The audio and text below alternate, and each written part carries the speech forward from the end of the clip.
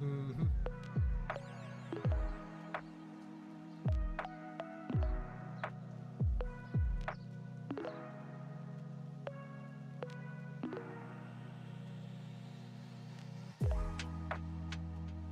Alright, so hello everyone, welcome to the stream. Continuing where we left off, we're continuing to detail the table. Don't have the overflow on right now, but we are working within a frame boundary. Let's just actually turn this up a little bit and see it a bit clearer. About there, we're kind of cutting it off at the bottom of the grill. Some of these stuff is actually going to be mildly out of frame, but once again, that's kind of about where we'll work.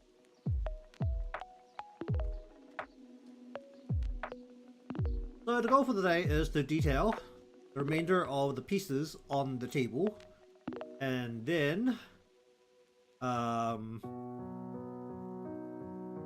mostly detail all the pieces on the table. So the good thing is that by looking at the riff of the event still from the story, is that we can actually just glean a couple of the ways that you can go about doing these parts from here. Namely, the things I'm looking at really is the glass. The glass is probably the bit that I'm most worried about. Oh yeah, something to add chairs. That's still a thing. But we're going to basically just take the way these mushrooms are done straight up. We'll start on here. I do have some different mushrooms in here as well. Where's this? Meat, not you. Ingredient plates. All plates. Oh, is it all just one layer? No. Okay. Okay, no. I've separated these layers out. Okay, that did not change color. Okay, that changed color. So looking at the buttons here, we basically just need to make... These are cuts, right? That create the copy. That's not natural, right? But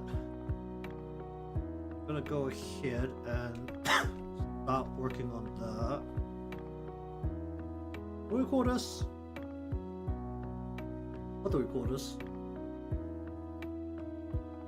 Let's call it cuts.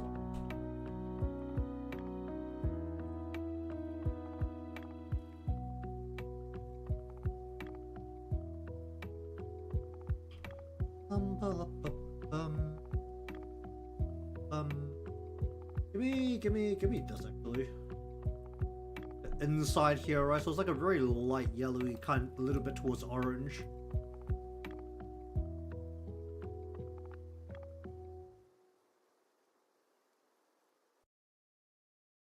So what, we just do like a cut like this.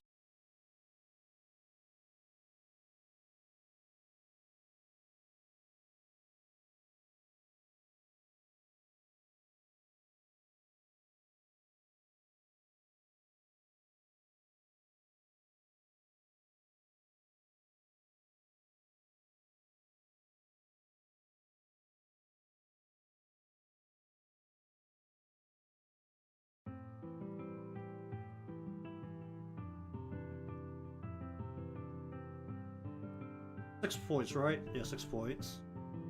I'm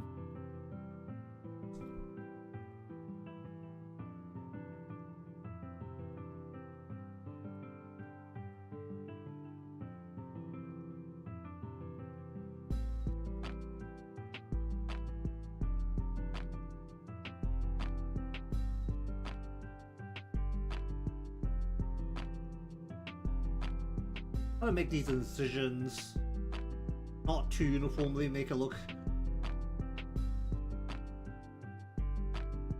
like they have some little varied shape.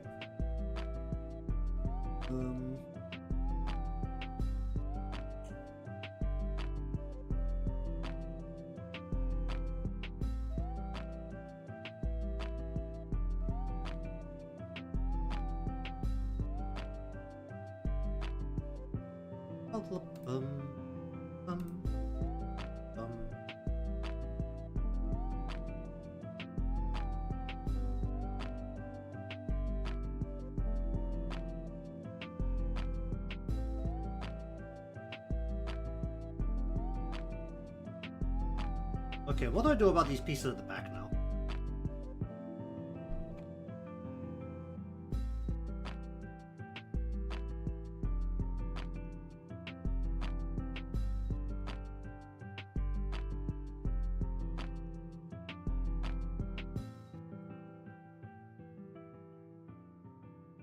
I'm gonna make it a little bit more vague about where the shapes actually are. Okay, so then let us take just this, and we're going to. What do I want to do here? I want to like make it a little bit of depth, right?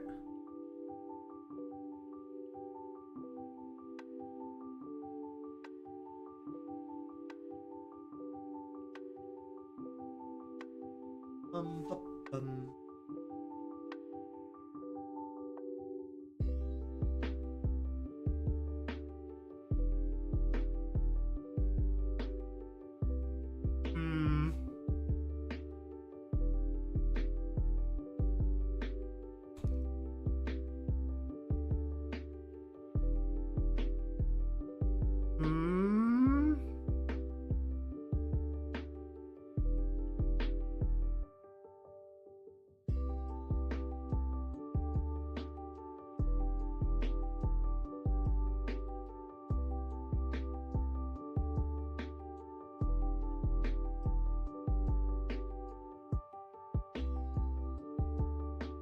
Oh boy, I love how the paint bucket just like leaks over the top.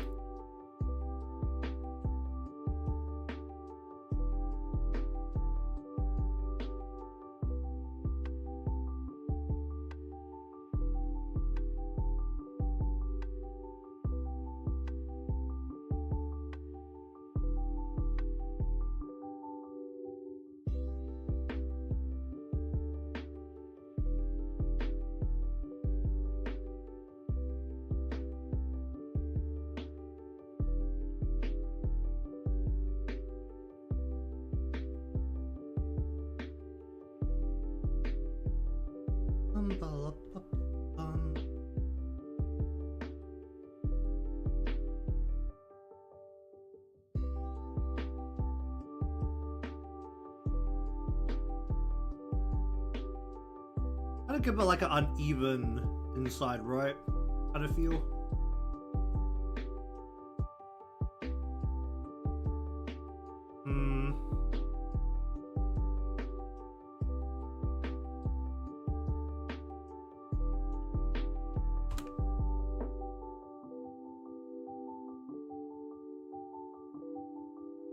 Light is coming from this one.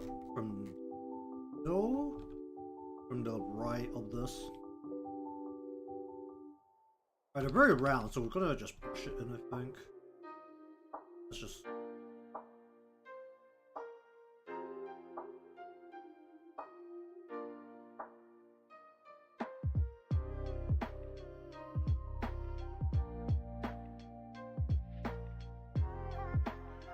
And then we want to give it a little bit of texture, right?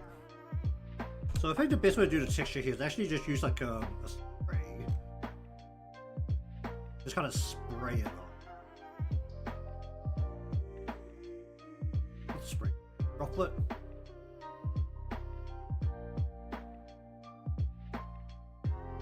That's huge.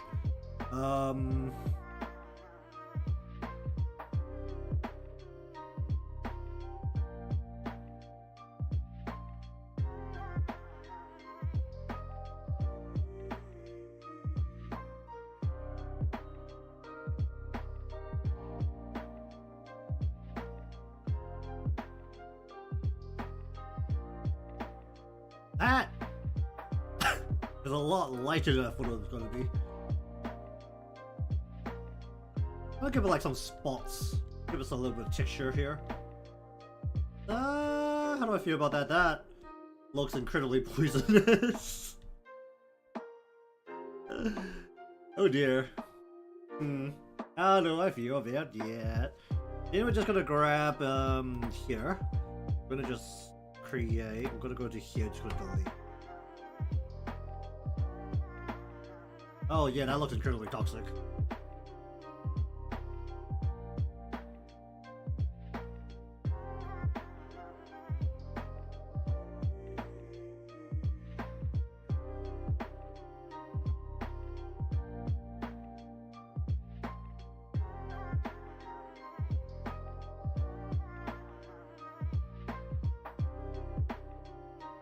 Bum, bum, bum, bum.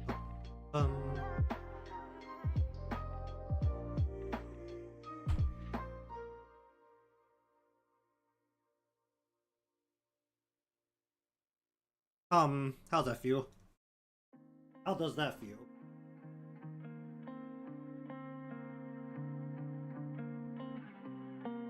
Hmm.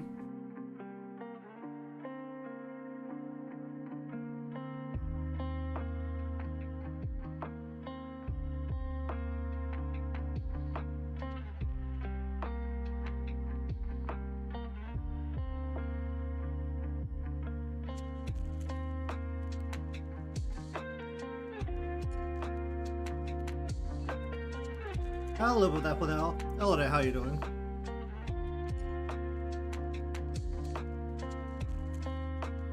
Alright, this thing. Shape. But anyways, welcome to the stream. Continue along with the color net as a spray brush.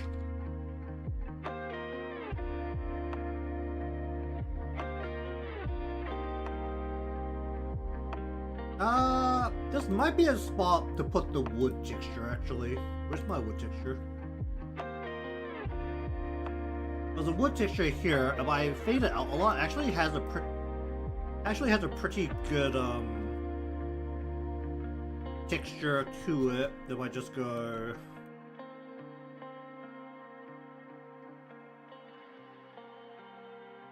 kind of see it gives like a little veiny kind of texture. We then go like, we'll go up or down.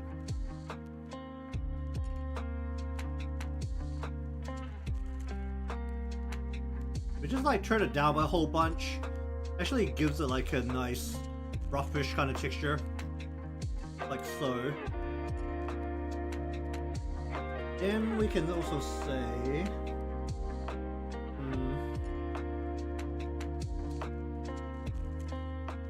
we can actually give this one a bit of refraction. It's a very fat piece.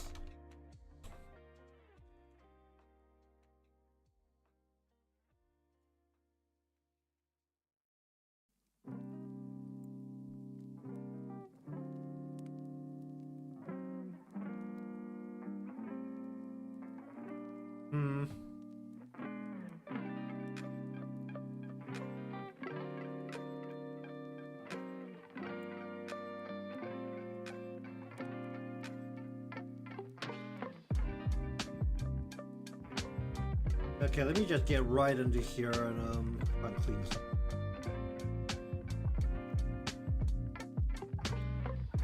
How do I color this spot? What's the best way to go about this? Maybe if I just go into here and just try and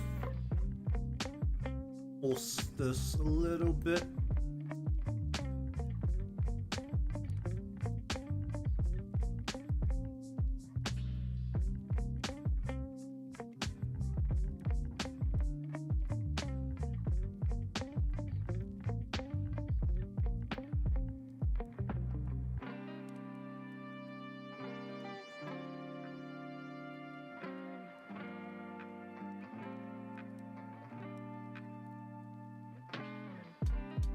Yeah, but kind of like a random texture just to give us a little bit of variance when we look at it. Looks okay.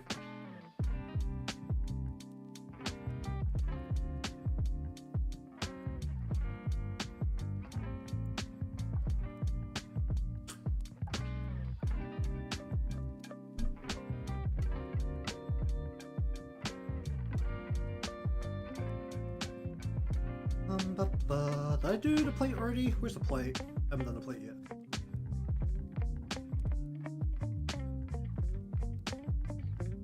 Alright, plate. Right? Oh, should that be darker? Staring at it as I should it be darker?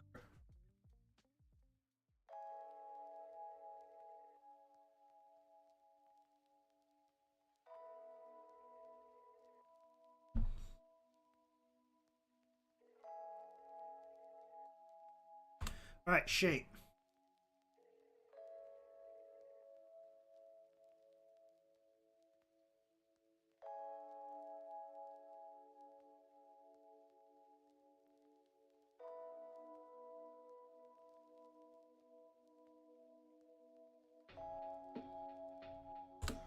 And we want to give it a bit of light.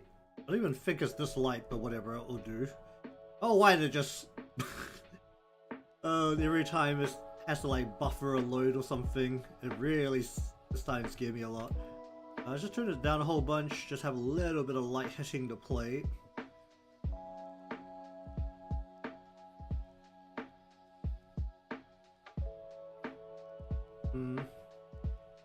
It doesn't look better once there's shadows on the table. Right now there's no shadows on the table, which is really throwing everything off a little bit. I would probably have to just do like big round shadows below, directly below everything, as though the light is coming primarily from above and not from the side.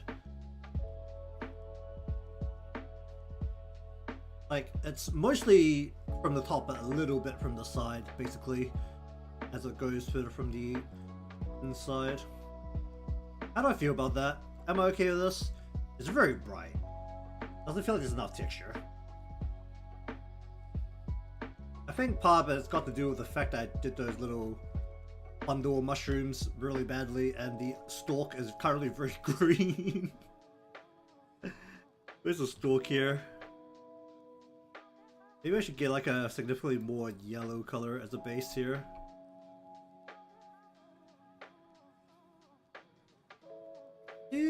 Does that feel better?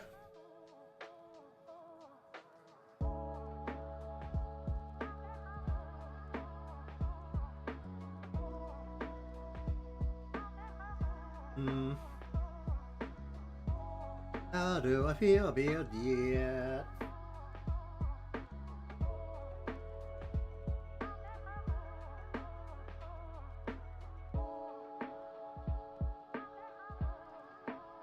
Okay, I feel okay with that. If I keep fussing over, I'm never gonna turn away from it, so let's just leave it there for now. Alright, that is... I'm gonna separate just a little bit more. Where is this? You... put this into a folder. But that turns into a lot of layers.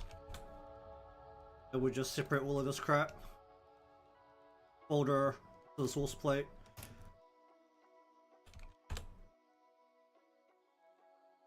And we'll just put this into the veggies plate. Alright, what are we dealing with over here? Okay, so first up, we need to actually get the stalk onto these.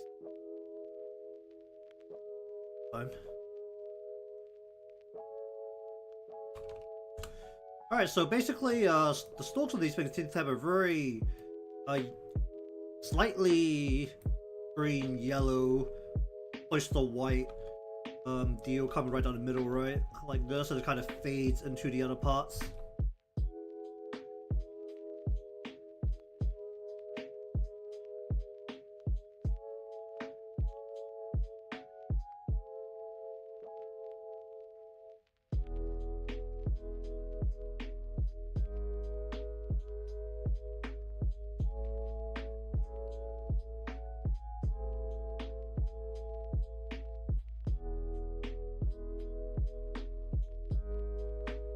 Do a little bit of that.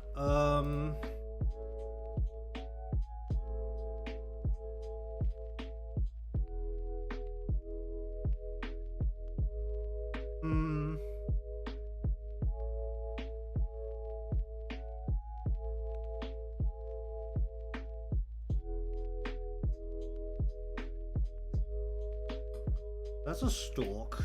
How do I do the leaf?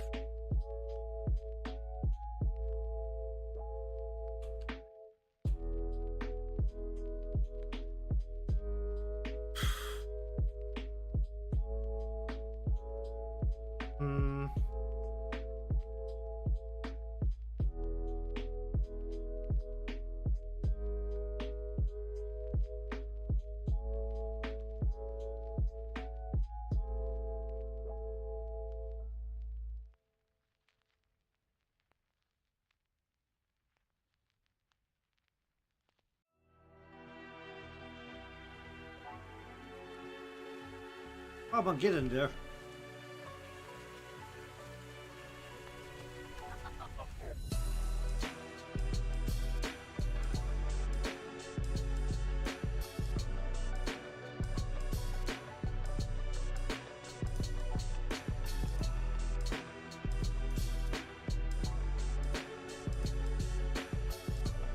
Alright, do I want to present it the wood texture as well?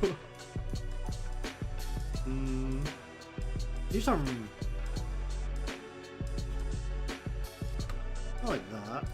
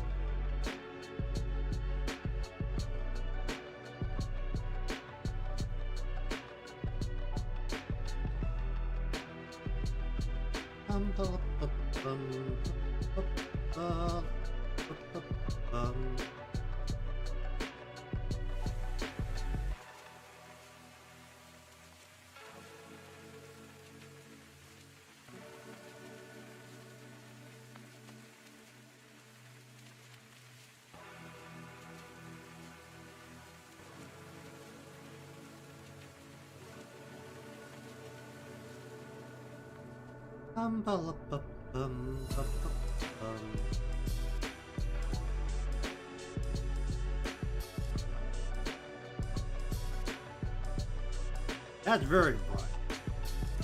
Is that going to be a problem?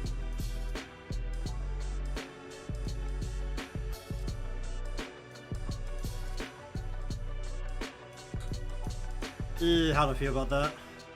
I'm going to need to cast a shadow from the leaves onto the plate at this point.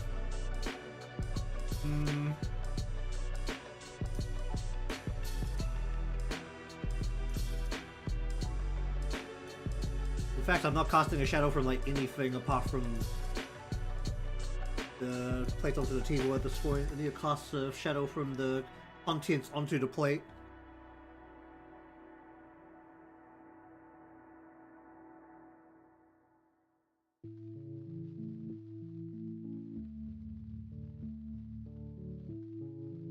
Alright. Go here. I'll do one at a time.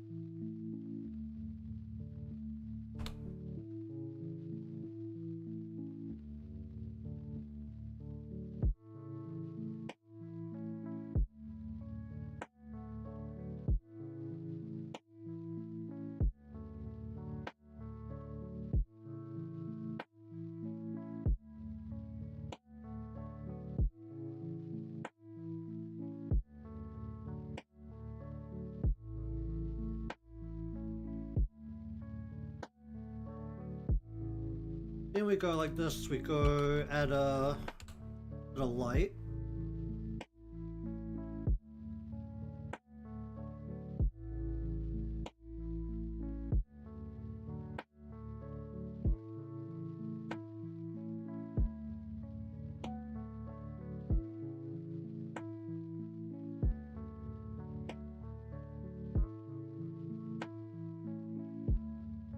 How do I feel about that? Oh boy. Oh jeez. Why am I coughing so much? Let me get some water. I'm just like coughing it all out.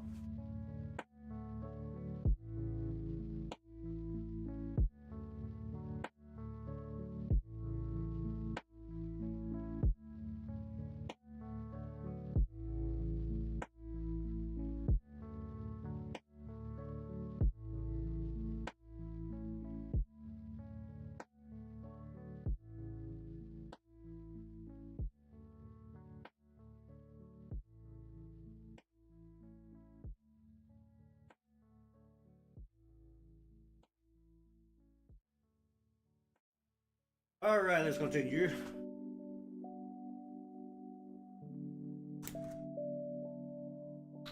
I make this too dark. Originally these were yellow, now they're just like brown. I feel like these kind of bulbs are either red, yellow, or green, because usually capsicum. But I need to make this like significantly more yellow. Oh my god.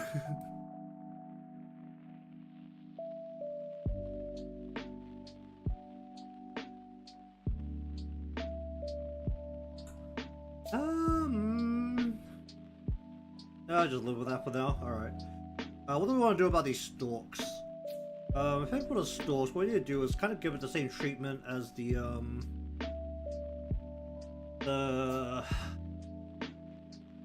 part here on the leaves. So it's gonna take the same thing, but do I have a brush that kind of that leaves a streak? I think I do somewhere.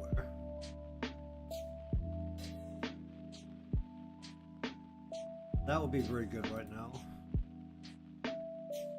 I use a water brush. Well, I use a cloud brush. I use a cloud brush for a lot of weird things. But yeah, it's not gonna work. I have a brush that kind of dry. Hello there, how you doing? Brush that kind of. What are these? Like skin brushes.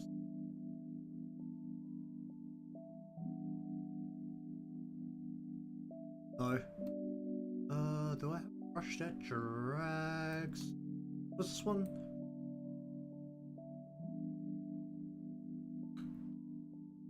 What is this? This is a shadow brush, isn't it?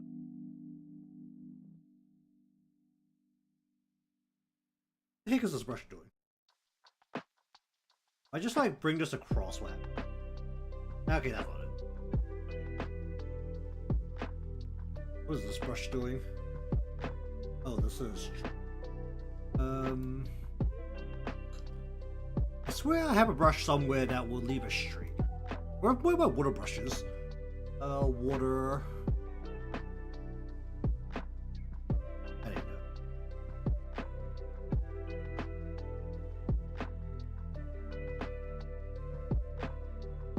know. Okay, I think it's time for yet another wood texture. We're just gonna use a regular airbrush to kind of fill the inside of this. Oh, wait, those are wrong.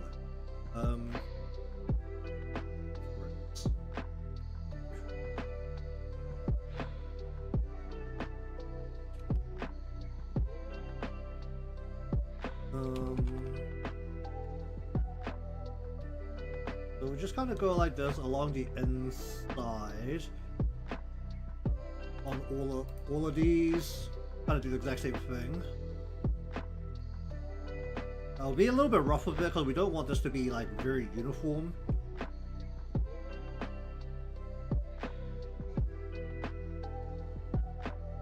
And then we'll just throw a wood texture on it, see how it behaves. Alright, then we're gonna grab all of this crap. I'm just gonna use the wood texture again because I use this thing for a lot of things at this point. Spin it around and shrink it down. That gives us like a little bit of a texture onto here. That's to be below. That's a bit below.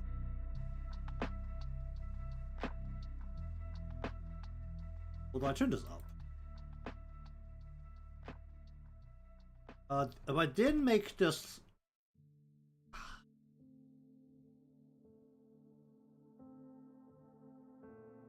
It definitely gives it a little bit of texture, but this is definitely too. Now, so just putting that down until the black is a bit less black. If I do this and then I just make this a. That doesn't work.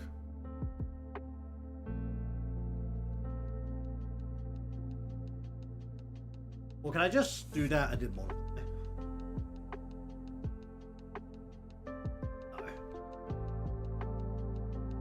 Okay, we'll just leave it like that for a bit, or I just keep putting it down until it's like nearly not there.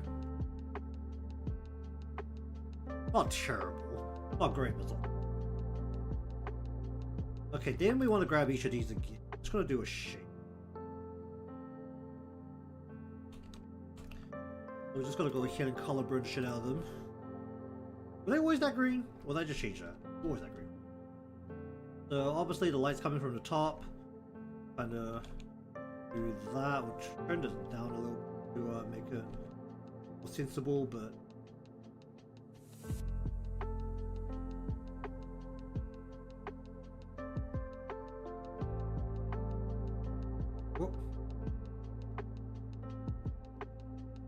And obviously we need to add like a harder shadow to this part, but well, now I'll just get the shape in there.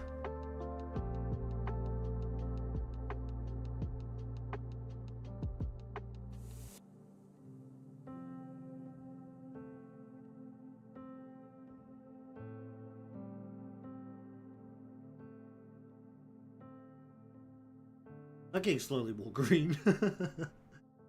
How do I want to do the shadow in here?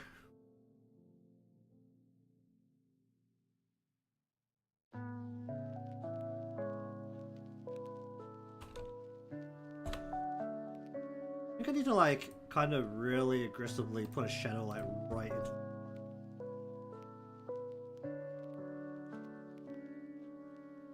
Obviously this part and part should basically just be covered.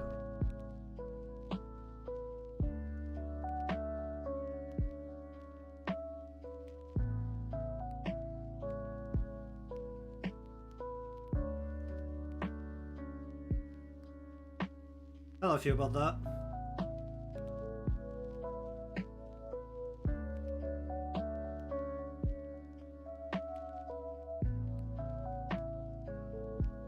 How do I feel about that? Looks a little bit weird, mainly because this thing is like very black.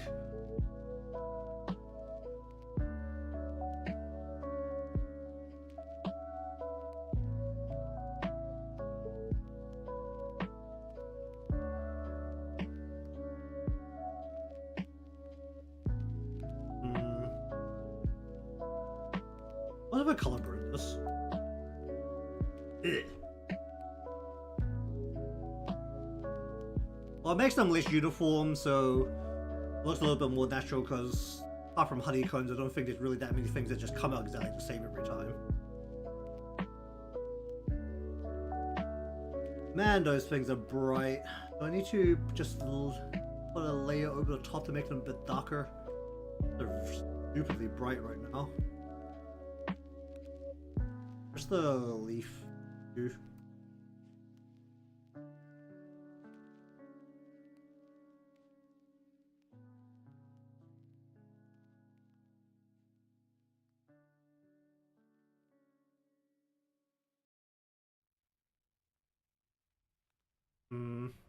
I need to make it a little bit more veiny.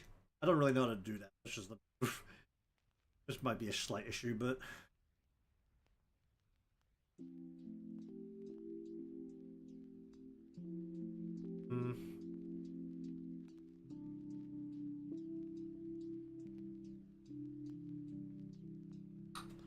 bum, bum, bum.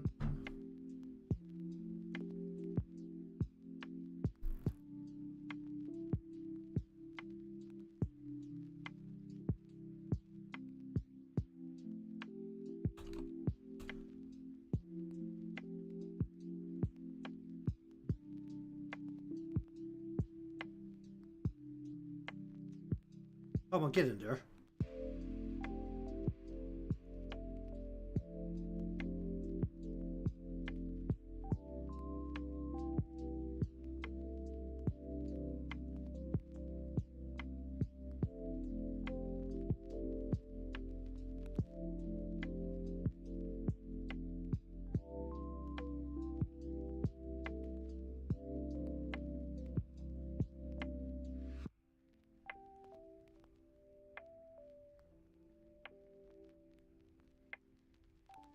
Maybe make it not that aggressive a shadow, maybe about there. How do I feel about that? Those do not look like leaves. That looks crazily not like leaves. How do you draw food? Oh dang. Does it? Okay, let me look up pictures of this.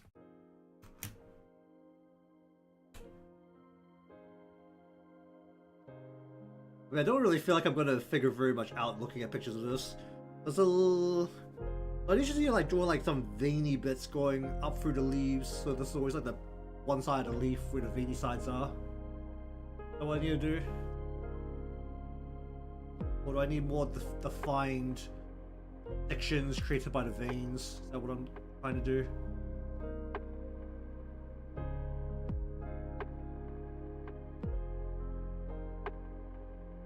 do this, give me this. Didn't go like this.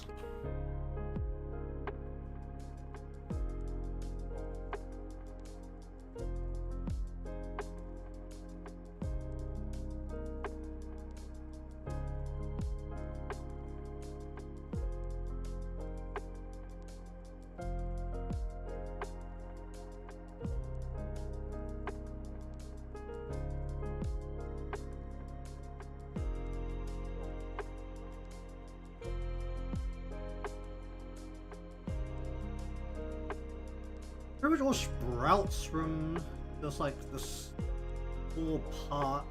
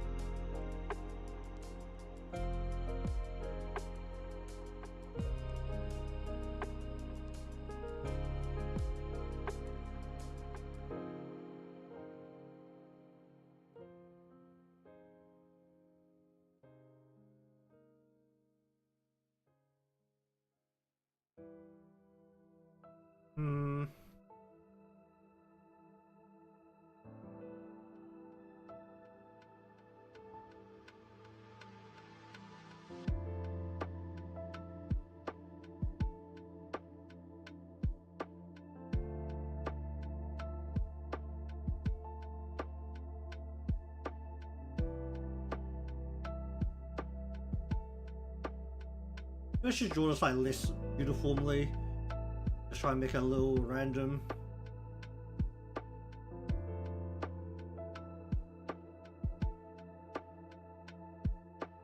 Should I just slam it with a blur?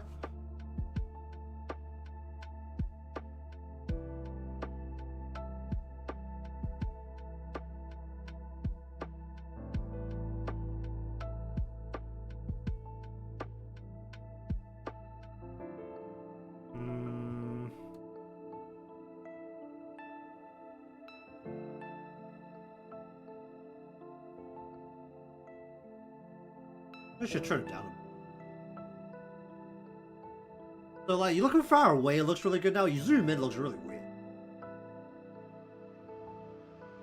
Like, it actually doesn't look terrible from far away now. What do I do about these stalks? I just do the same thing, I just draw a bunch of lines. Alright, well, I'll start messing with that for a little bit, and we'll just go...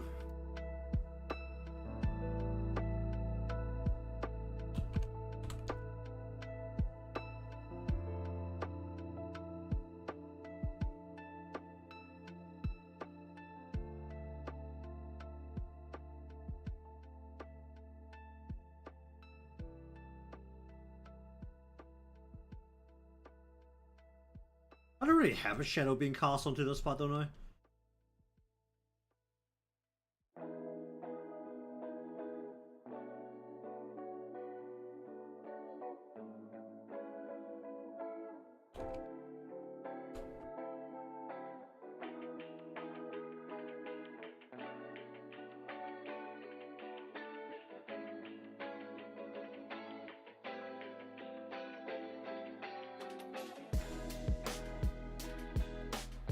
How do I feel about that?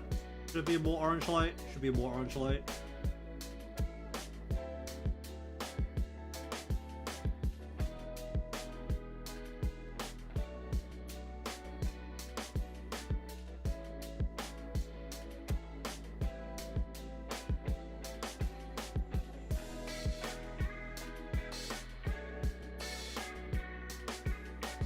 How do I feel about that? I actually quite like how the veins are going far away. Like, I mean, I guess the veins on plant leaves do look a little bit weird when you get up close. But,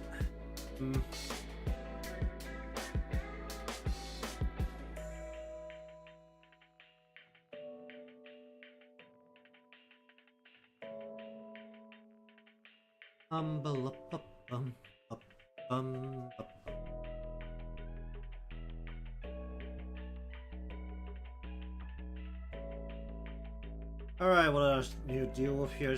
Bowls. Deal with the bowl. The sauce. Alright, how do I deal with the sauce now? These are the more of my own concoctions, so.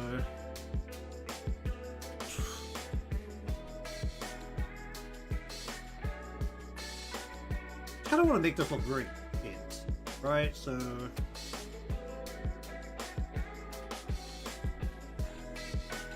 I just color burn like puddles into this basically.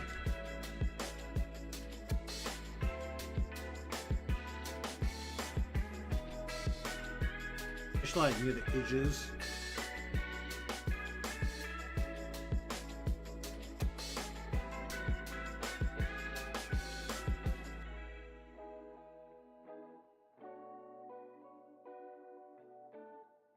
Make it a little uneven so that it looks not like an even liquid.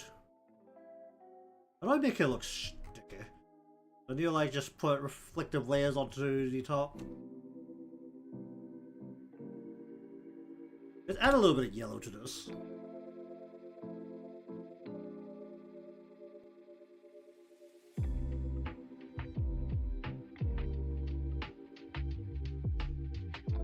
Or I want it to be more orange.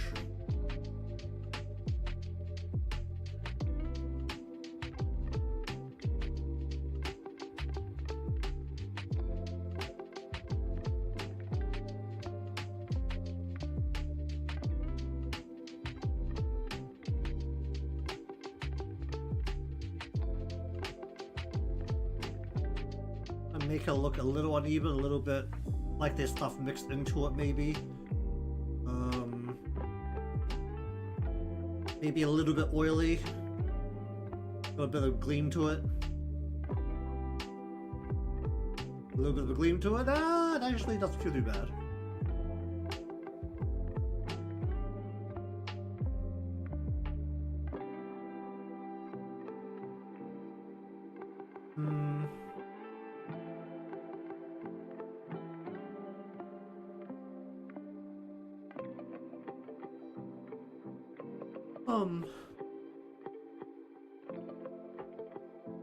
How do I feel about this? It's like he's going back down to just like, how do I feel about this? Let's put some green into here. Okay, so this is actually a good spot for the leak brush, I think. A random ass leak brush I have. Iggy. Oh, this is very green. But we just like multiply that, so that's like very kind of like dug into there, because these already have shading on them with this brush I found from somewhere. And we just like kind of try to throw something in the corner there as well. A very mixed, a little bit gleamy kind of sauce with a some greens in there. How's that feel?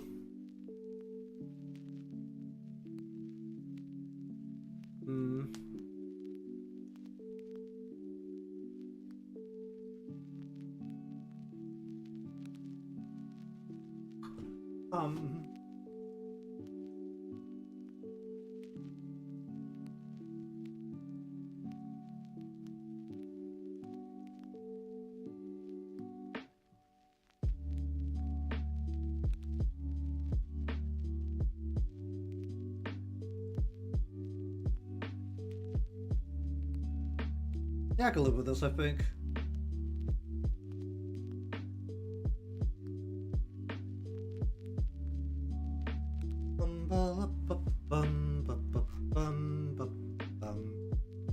Alright, let's mix the yellow sauce now.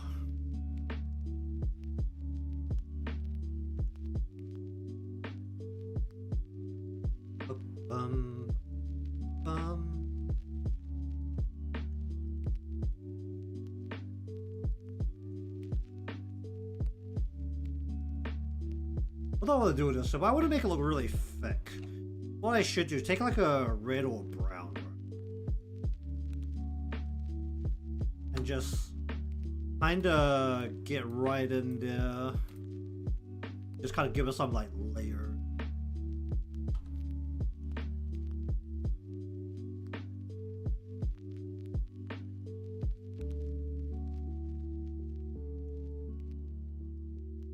make it look a little bit thick at some spots. Give it like more of a refraction at the tips of some spots. If I just like go right into here and just go...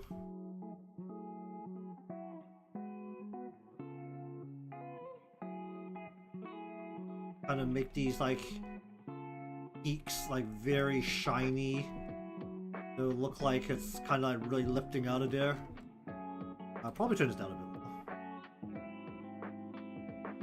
Maybe I should have used a different color, but that makes it look very uneven, or also make it look very thick, right? You can't see through it at all, there's like nothing in there. Okay, now how do I make red diff sauce? I feel like this needs to be more see-through in a way.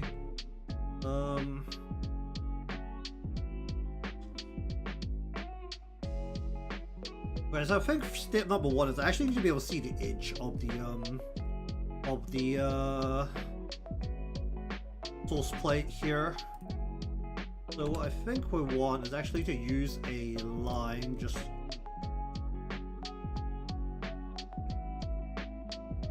go like straight along here. Like be very careful just like seeing through the liquid.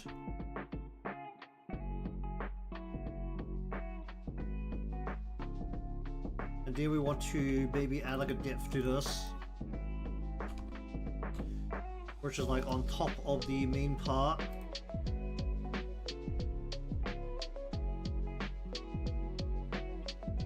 And it's like, as you get closer to the edges, it's like much lighter, right? Because it's just looking through less of it, kind of deal.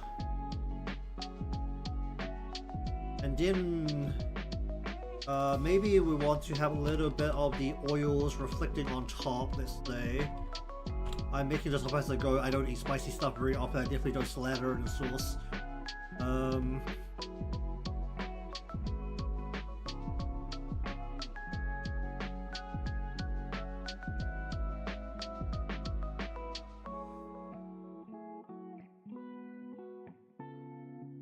Maybe have a couple of splotches of like the residual oils from whatever chili this is.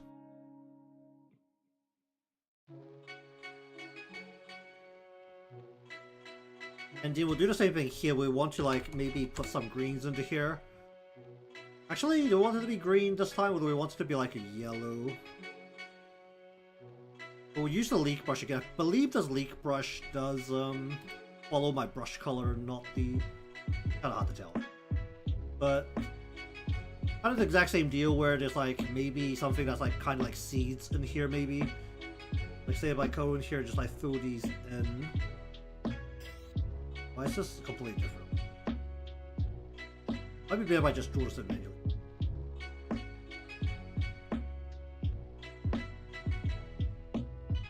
So I need a different color.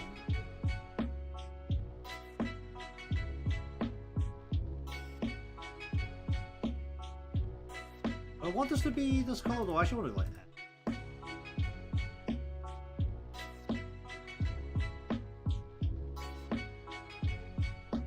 I believe the seeds are still effectively white at the time.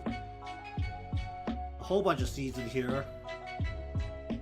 Actually, that doesn't look as bad as I thought it was going to be. Do I want to do like this line through here on this as well? Actually, no. Make us look more like I can see through it. Let's get this brownish kind of color. We're just going to do a multiply layer, just go... The fun bit I don't actually have like the position of the edge here, so I'm just going to eyeball it in. It doesn't need to be very accurate because it should technically be distorted by the light a little bit under the liquid. We're just going to kind of eyeball it in here. Let's not go all the way through here. Something like that. So like the middle sauce is very thick, you can't see through it, but the two side sauces are very liquidy, you can see through it. Actually feels pretty good, actually. Pretty happy with that. Looks way less insane than I thought it was going to, so at that point it's already a win.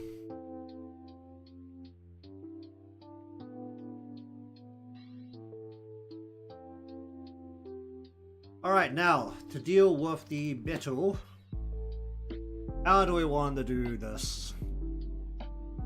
So none of the liquids are actually see-through right now, at all. So any color below it will not show. Is that going to be a problem? Is it going to be a problem? The refractions of light might want to actually float so that they can wibble a little bit in the animation process. Is that going to be a problem? That shouldn't be a problem, it's just whether we want color below these parts, right?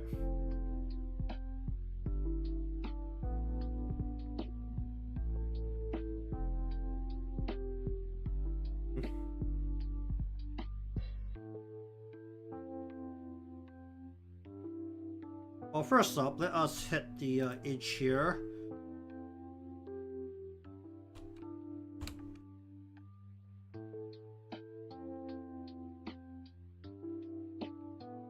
We're going to go ahead and color burn into the edge here.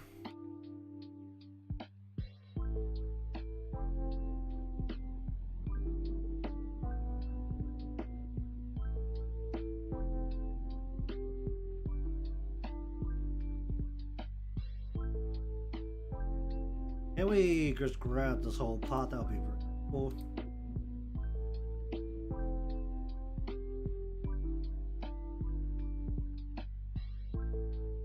Is that the whole thing? No. I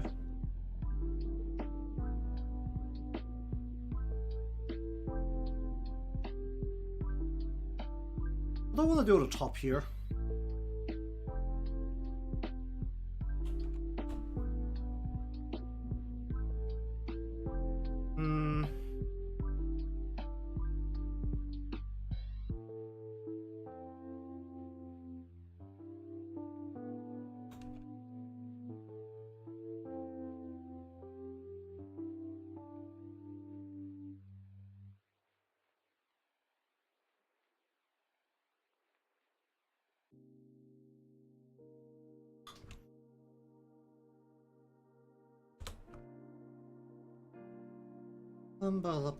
Bum.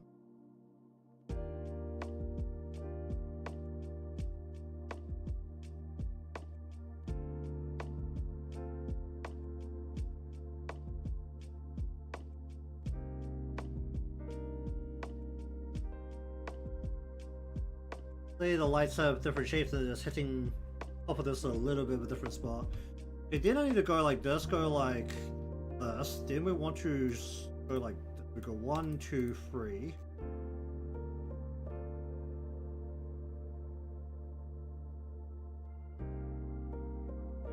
Like quarters pocket.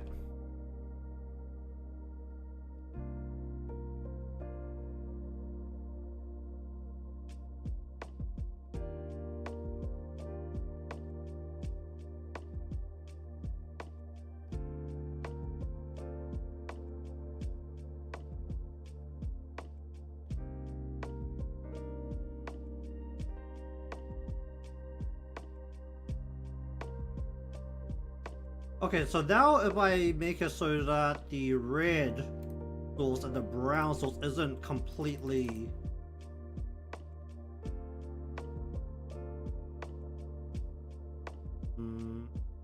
that doesn't really change.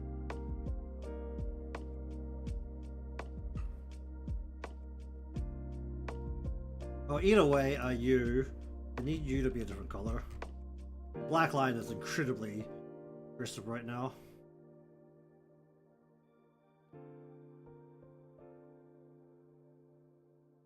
I don't know if it's just like the line color is just a problem. Or the line thickness. Don't know how I feel about the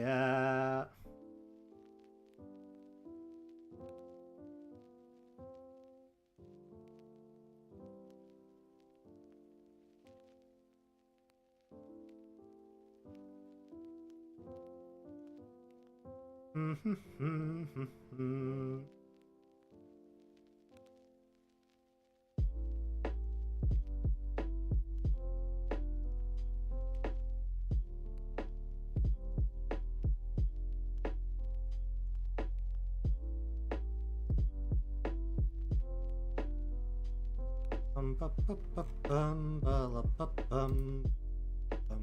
do I feel about that?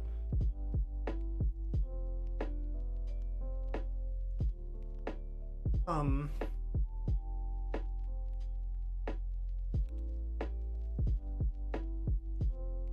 wait. Okay, we'll live with that for now. Oh, the save. Oh, okay, that just spun for a little bit. Okay, do I need to figure out how to deal with the glasses, or can I still hold off on that and kick that down the road? It's missing the plates again. Where are the plates?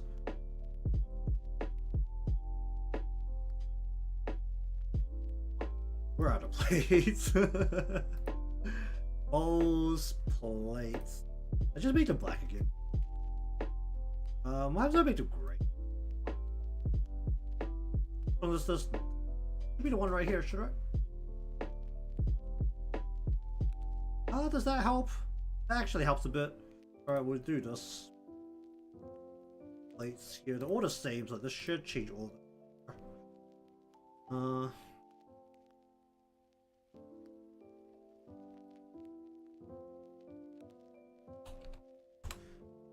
More or less just have a single color here, right?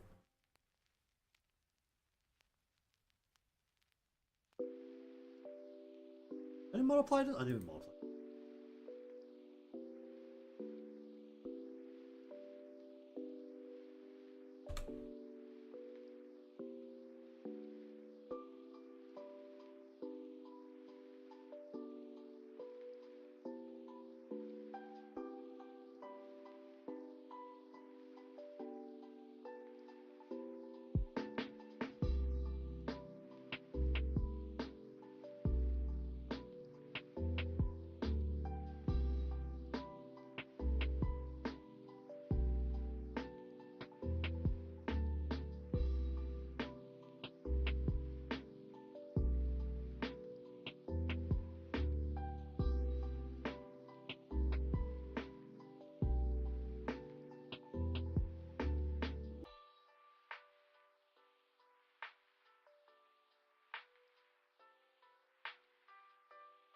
Did anybody color burn this?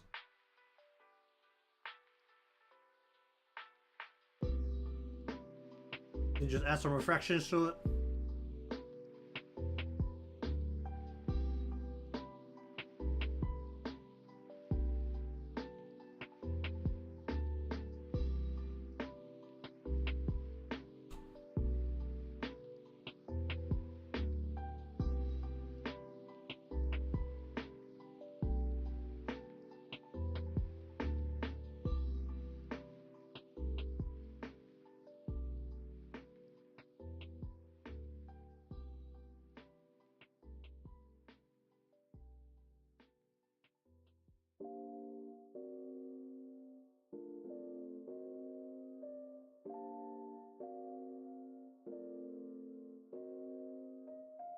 Right where it's catching the light.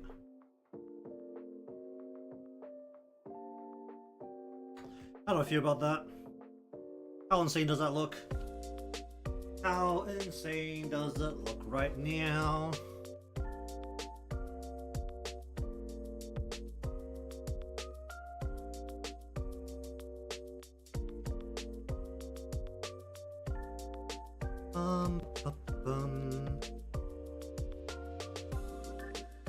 Looking good. Cheers to that. I'm currently deciding how insane it looks. I think I can live with this. Doesn't look completely insane. Welcome to the stream, by the way. Currently going through detail coloring portions. There's way too many layers in this illustration because I haven't flattened anything yet. Yeah, I can live with that. Alright. So we'll copy these general blending layers over. So we'll just copy that and then we'll paste. Okay, where is the front of Otogi? I need to just turn you off for a moment. Oh, how much is the shadow gonna matter? The shadow should be separate, and the shadow should just float over everything on the table. Is the shadow going to be visible? That's the next question. Is the shadow going to be visible? Actually, no, the light's coming from the center of the table. That means if it's coming from the center, it's not going to hit the arm and cast onto the plate. It's going to hit the arm and cast down the arm behind the elbow. Yeah, that makes sense.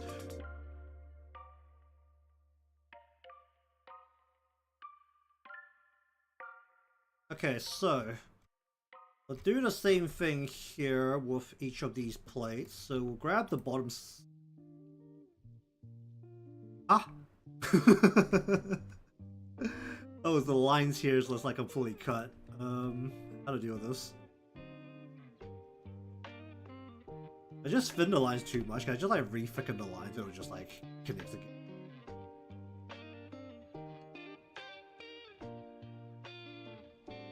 That's one way to go though. Okay, get right into here. I'm going to just go ahead and we'll just kind of do it against the light which is coming from about there. I'll go into here. We'll just kind of do the light hard against the side in, harder against the side in on Niko's plate, because this is at a different angle. In fact, this should actually be like pretty light on this, shouldn't it? The light is hitting this side, it won't hit the front part. Then we want to grab this part and we'll just get a little aggressive on the edges here.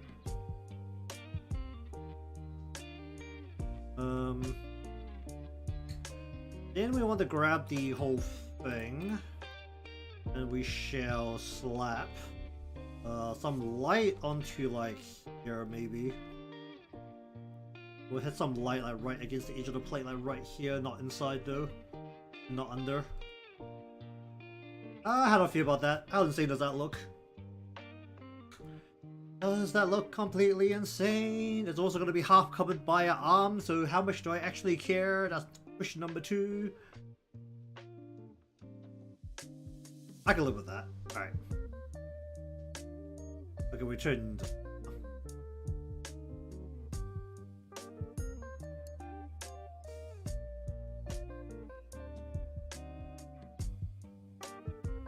Okay, then. This is Yukino. Can I work with that leaf, like, sitting in front of it? Most of the things on the table are not going to be moving, so should be able to just get away with it, right? Because even if the color isn't done properly, it's not like you can see underneath it anyway. I don't even have the thing here. What is this? The meat plate? I've already completely cut it out. What is this? Where is this ingredient plate? It's still there. Okay, so let us go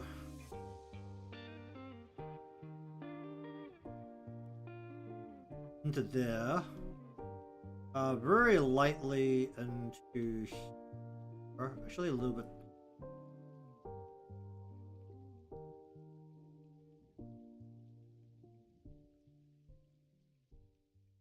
And then we'll catch the light like right. Oh wait, edge.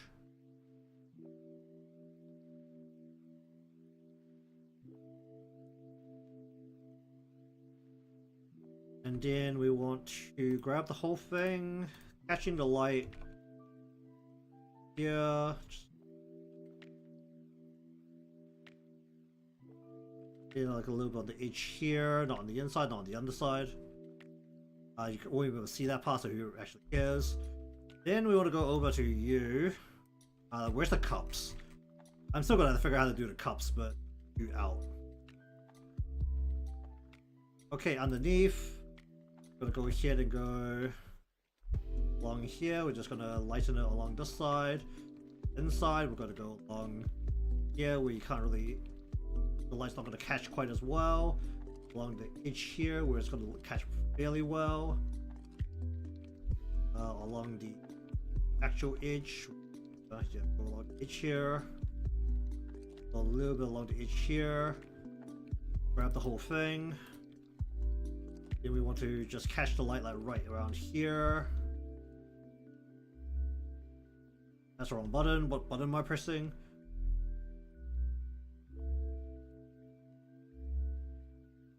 Right along the edge there. Okay, we'll just leave that for the plates for now.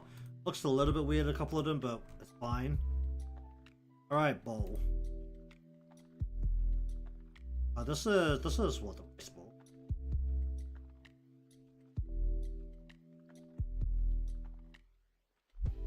Okay, so the inside's being covered by the rice, so we're just gonna go ahead and first up, just do the shape as a whole. It doesn't really matter because the rice is covering it, so we can kind of get away with being lazy here. So we're just gonna go ahead and go warp, go light against, and then we're gonna do a shadow against the just only the bottom part here.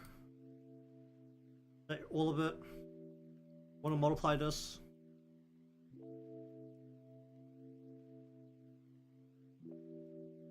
Turn this down a whole bunch. We go like that. How do I feel will be don't know how I feel about it.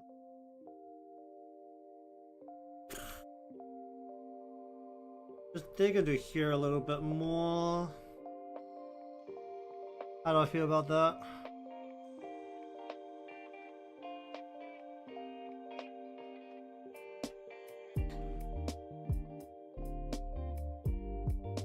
Probably just turn it down and down.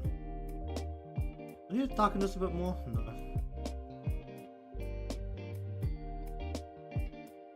Anyways, welcome to the stream. I feel like I should make this a plain bowl, but it also looks incredibly boring right now. Oh, I do have some marble textures. Do I just add like a marble texture onto this or something? What happens if I do that? Let's just see what happens if I grab a marble texture and just slap it on. What does it do to it? First up, let's...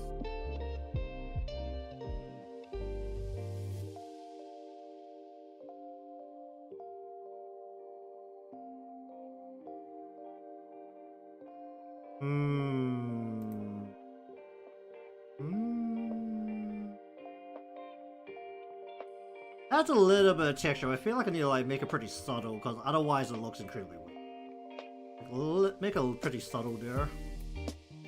It's like a little bit of a marking, but it's not like... would it be ceramic or would it be plastic? I mean, ceramic you just don't make it pretty.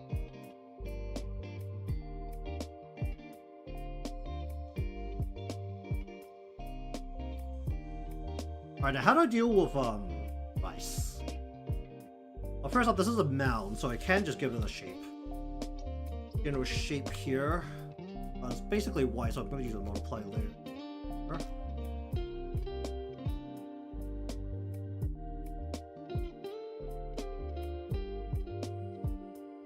Turn that down a whole bunch, turn it down a bit more, turn it down a bit more. And then what though? I just want to like make little shapes into it, right? To like make it more uneven.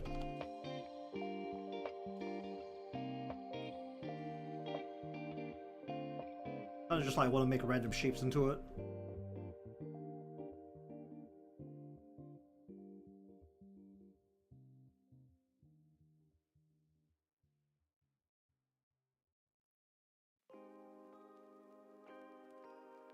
I'm not gonna be too aggressive with it. Oh.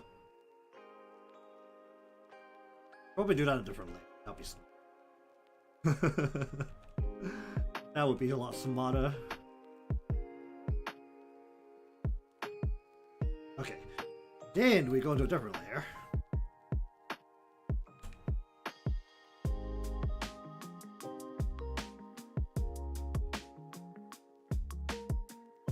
We're just gonna make a couple of pockets here, just very randomly, just kind of like dig into them very randomly as well.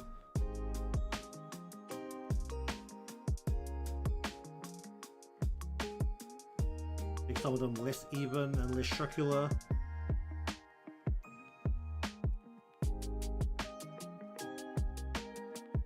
How crazy does that look? I think that's a little too aggressive. I'm gonna turn it down more.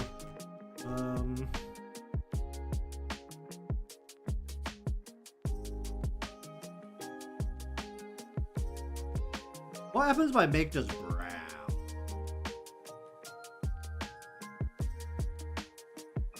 Does that help it any? Not really brown here.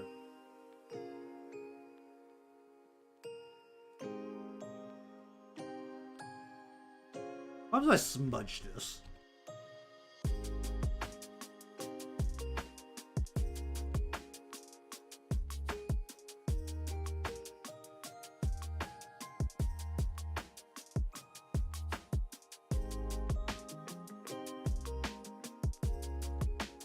I can live with that for now. Alright,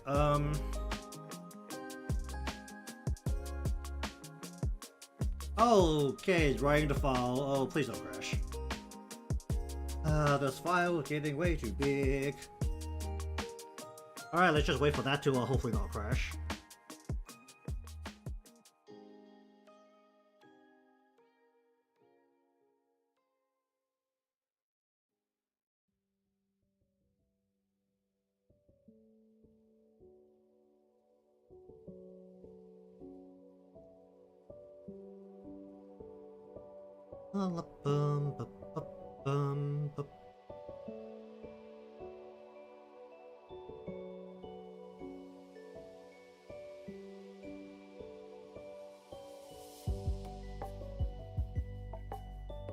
Okay, it is.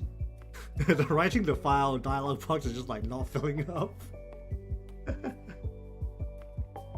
Alright, let's all stare at. Oh, okay, finished. Okay.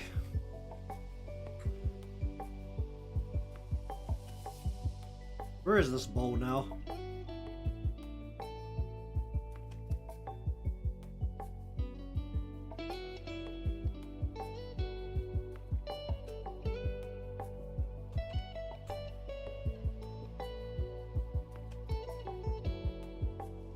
Alright, well, the very round shape again, so we'll just go.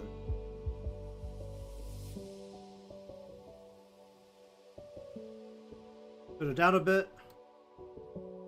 Sure, inside. Much darker on the inside, less dark on the side that's catching the light.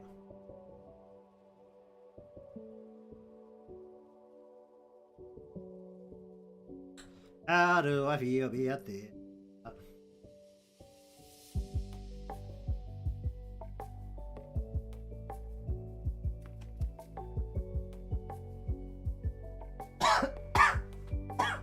oh jeez.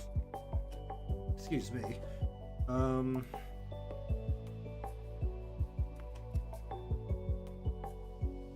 Okay, so let us go into the soup here. Let's gonna make some dark splotches on it again. Actually just do this.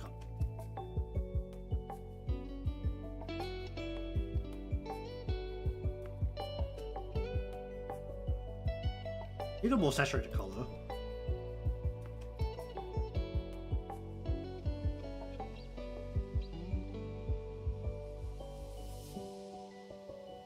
Gonna dig into it very unevenly yet again. Maybe better just to like kind of make it darker along everywhere but the edge, just so it looks a little bit deeper.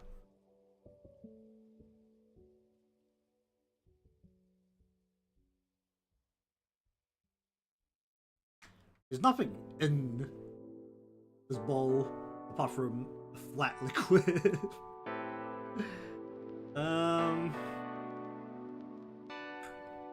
How to do this? Do I use a yellow here to just like do refractions of like that? Right? Let me just go.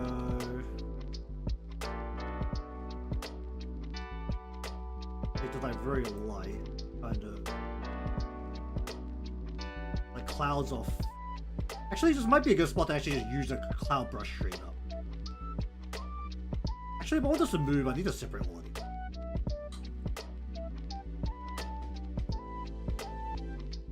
A little bit cloudy.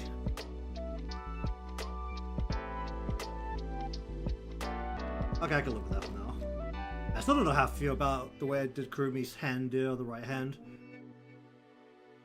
Okay, I can't kick it down the road any longer. Let's deal with the cups. So first thing is that I do need to make a masking layer, yeah, to just kind of hide the majority of the cup itself. Layer mask. Selection. How does this work again? Well, I need to go outside. No, I need to do selection. And then I need to only have what, like the very edges of a cup. Is that how it's done? The very edges. How do I edit them? Am I editing it right now?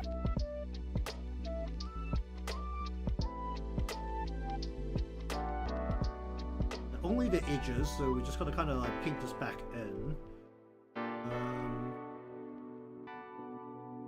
Just paint it in like kind of aggressively on the edge here. And then we're just gonna very lightly tap it back out along the side there.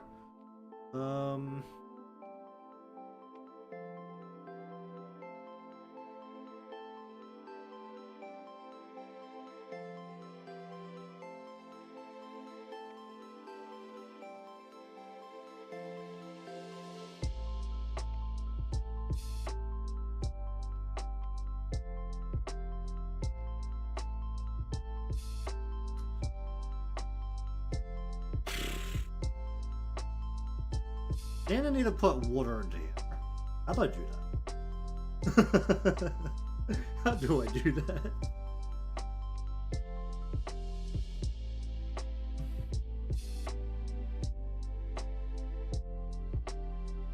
Did it?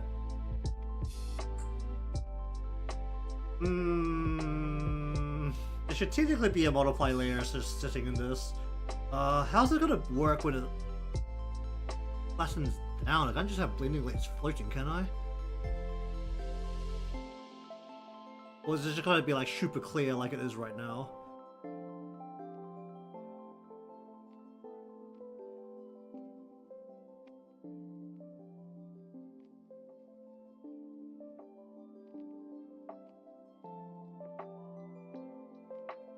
How do I put liquid in this?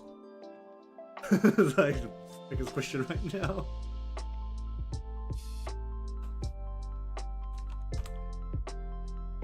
So let's pretend, let me just draw this in actually. That we want the water to go from like,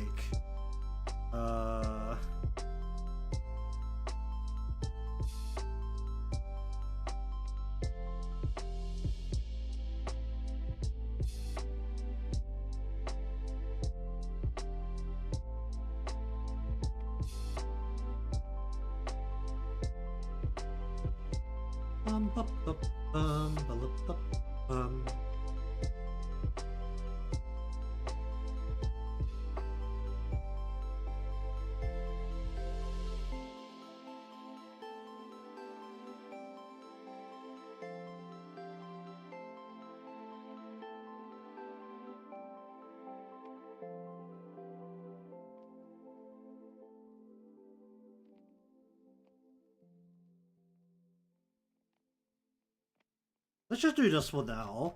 We're going to give this like a blue silver as well. Kind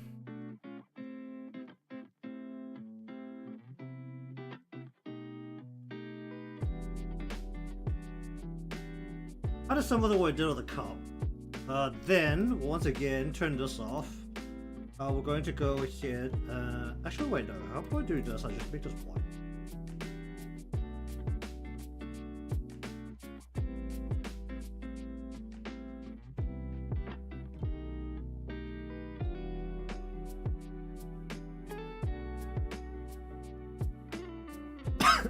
Oh jeez.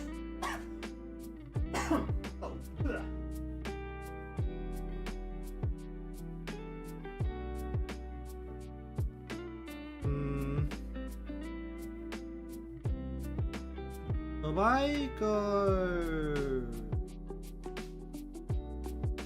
like this, I'll do what I wanted to do.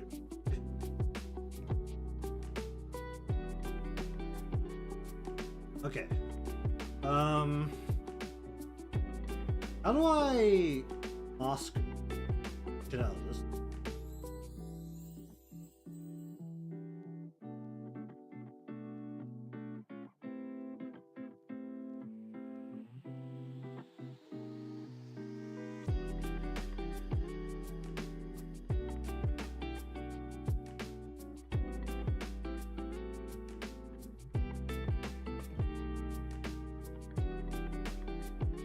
So now we actually want a very dark color.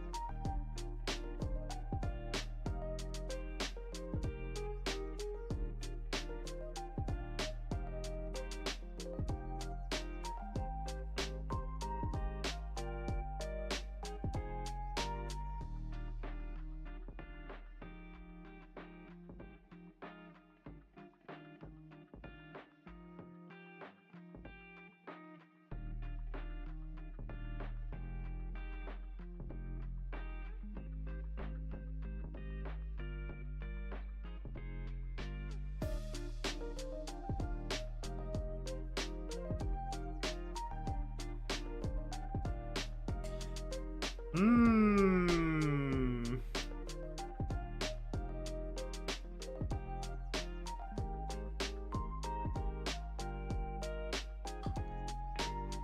How do I feel bad? Yes.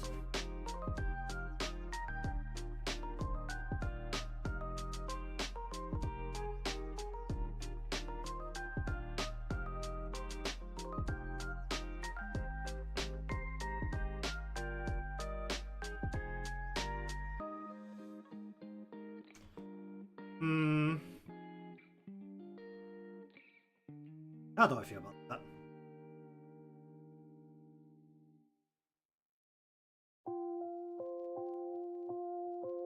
Okay, so can I mask again only on the top? Is that a thing I can do?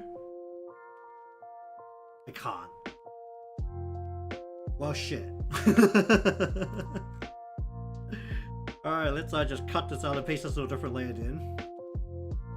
Let's delete the mask from here and apply it to my selection here.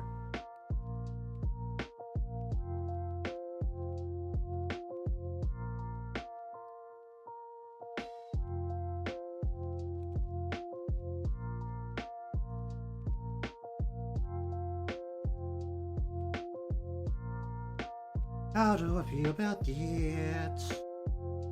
That's a very sickly blue. How do I not?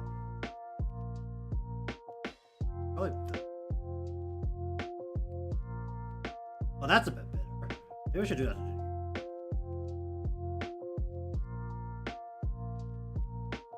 Maybe I should do that too. Where's the color?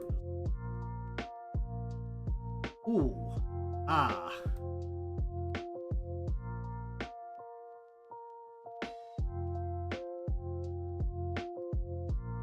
How do I... Can I mess with the mask here? Or does it have to always be like that? I would like to. But either way, welcome to the stream. We're currently gradually losing my mind over what spot is this?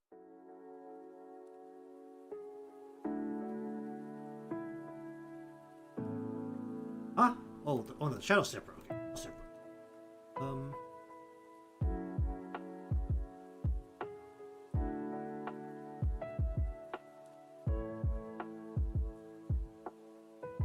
into this a little bit, so that's a bit lighter.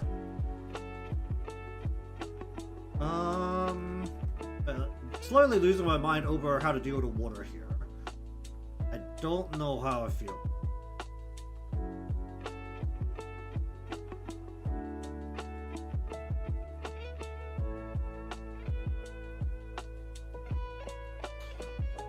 Okay, I definitely need... What's...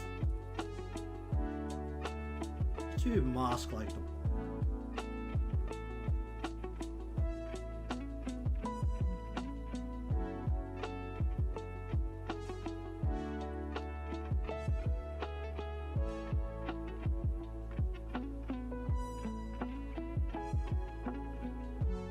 Something like that? How does that feel? Do I have the willpower to do that again? Probably not. I think I'm just gonna copy this cup over to the other spots. I think I can like lower or increase the water level, I think. Do I just grab it and stretch it? I think that's like within reasonable boundaries.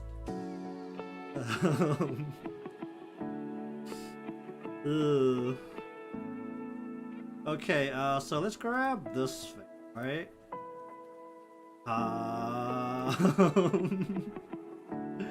There's only that spot? Why is it only that spot? How do I get the whole thing here? I'll grab this. This the whole... What is this? What is this grabbing? I'm selecting something, but I don't know what I grab. Hold on. Oh, that's the other cup.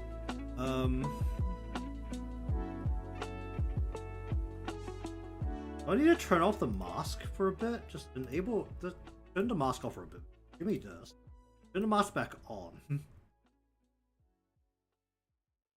And then we want to add some refractions of light to...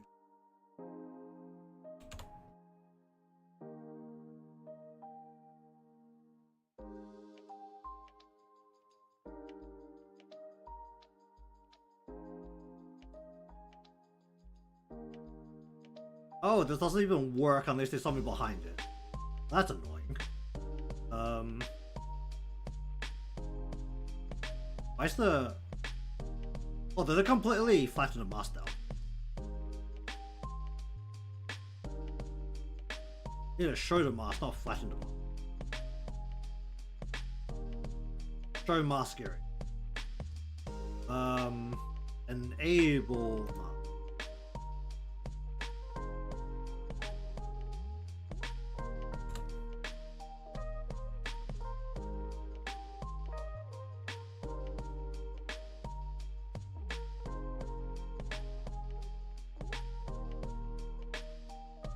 Do I need something behind this to make this glow? It's not glowing at all.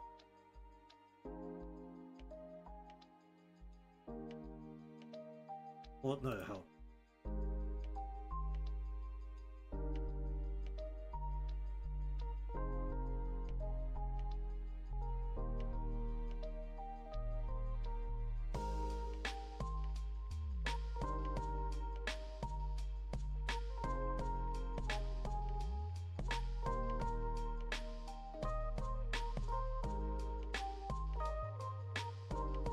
We need like a grayish cover along the back of the whole cup as well.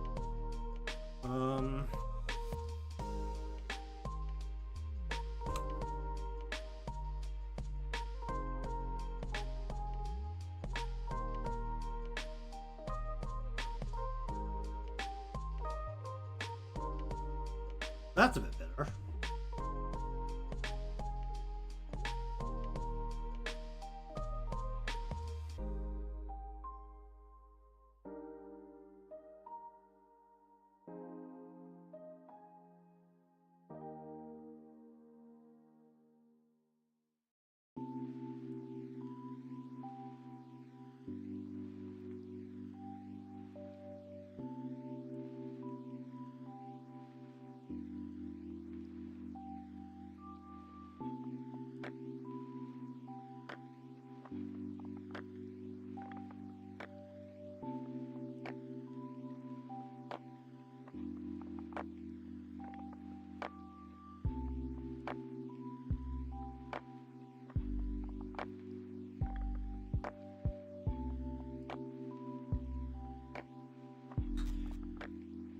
How do I feel about that?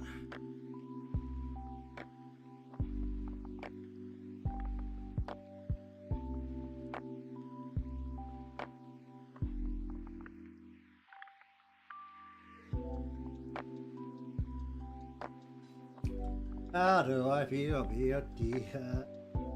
Okay, I feel like I can live with this. I am gonna try and just like duplicate this instead of trying to remake the whole cup.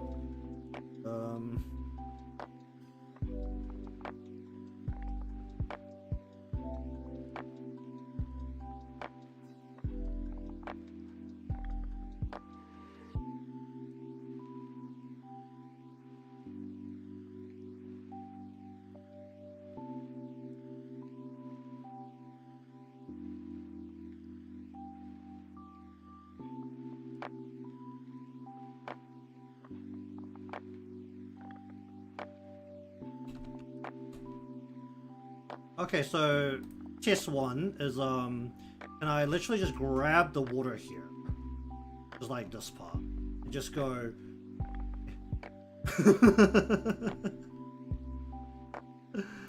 I think I actually can, because I could just go like this. I could just like back out. You just oh, apart from this part. Well, that bit I can fix. Like, the rest of this I can actually just like.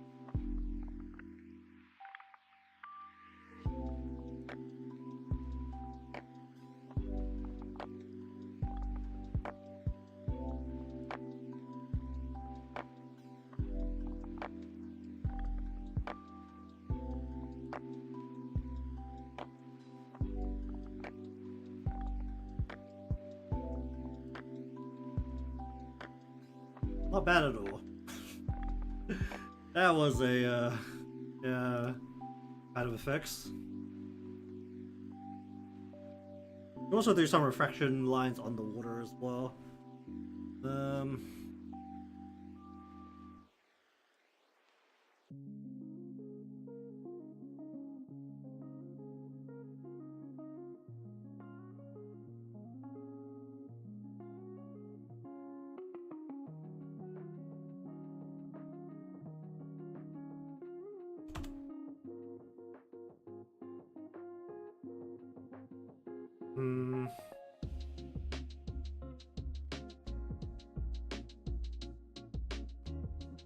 For sure it's the cups.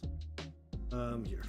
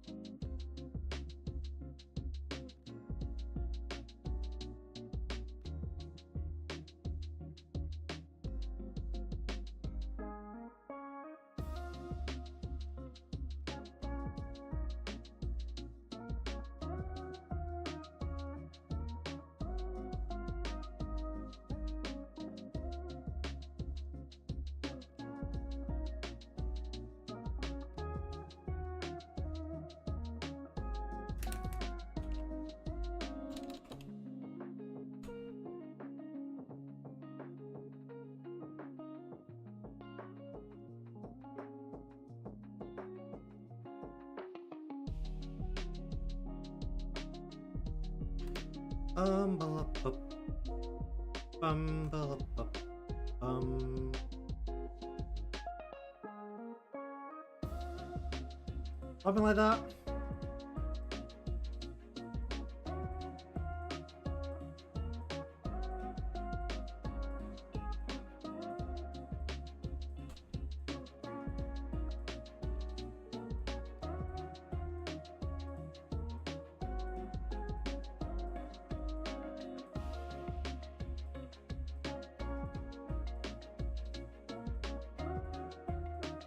Okay, something like that. Alright, what do we do about the grow? So it's basically a matter of like this is a center of the table, and because basically we'll look at this, it basically tells us that it's probably 6 light bulbs facing away from each other that are like shining on 1, 2, 3, 4, 5, 6 positions on the grow. Probably where these lights are coming from. I highly doubt these are lights coming from the wall. I'd like to believe the lights coming from the top.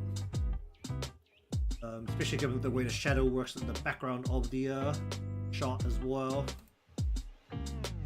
But That's just one thing to look at for the where's the grill?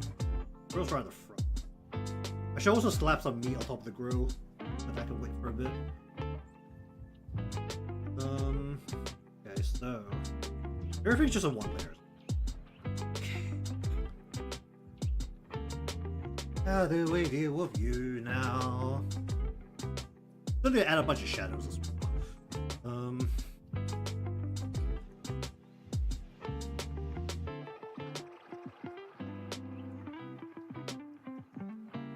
And the under part has to also be its own piece, right? Because the heat will have to radiate the glow that is hidden behind all these parts.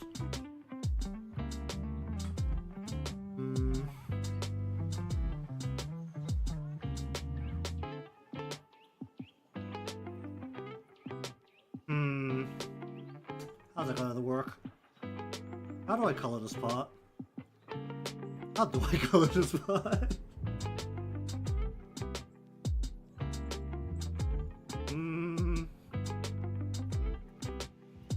Let's just start off with the basics. Let's get a shape in here.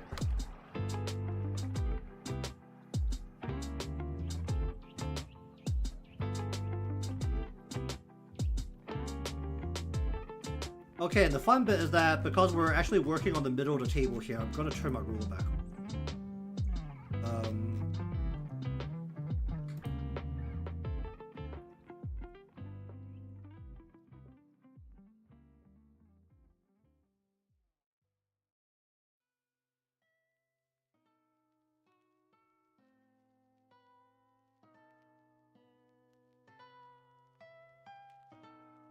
I actually just want the light to hit mostly the top of this thing. Just say like the lights directly on top of the grill and just like darken out the edges at the bottom.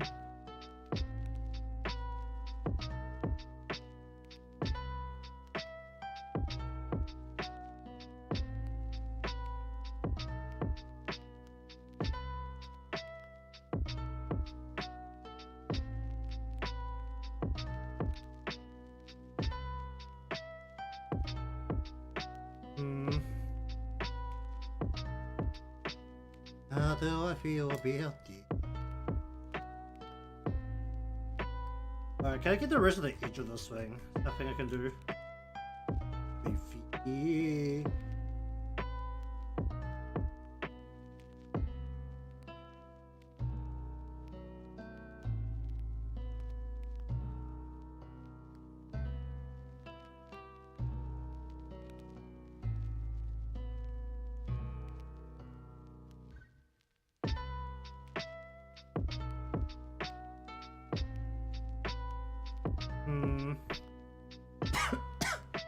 Oh, wait.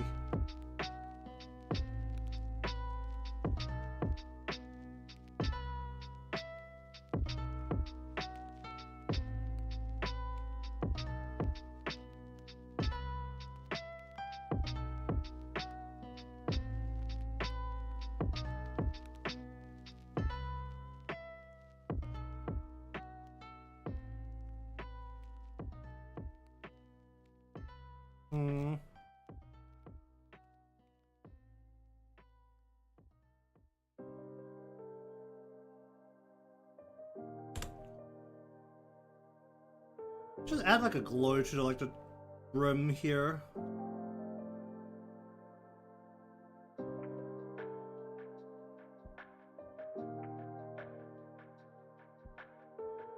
Focus on the rim and not the edge much.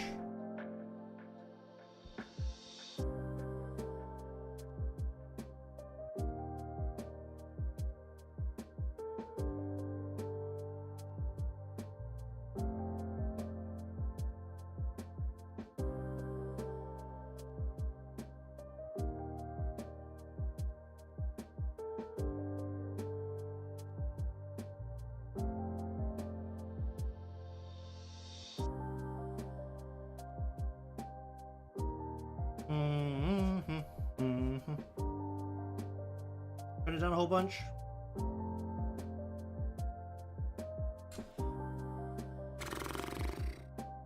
If I'm gonna do it like that, then I actually do need like a darker bit right down the middle here. That'll be away from the light. Go right around. He'll be away from the light.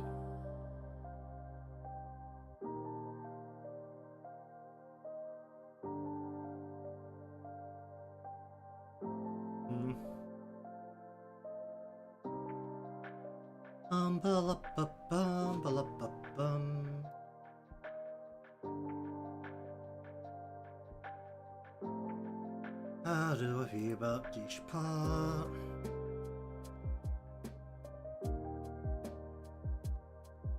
Let me sit down.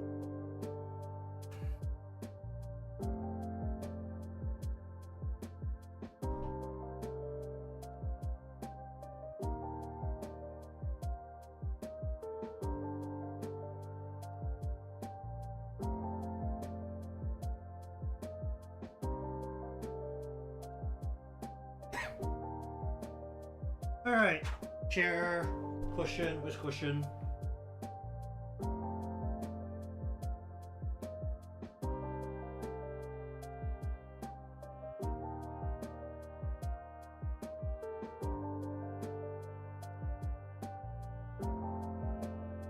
Okay.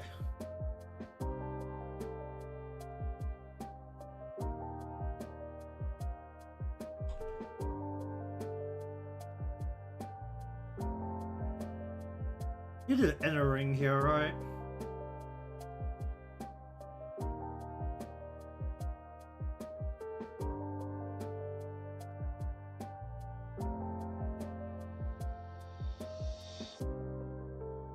Really, it would be nice if I just select the whole thing in one move. The whole thing? Sure, hold that's the whole thing.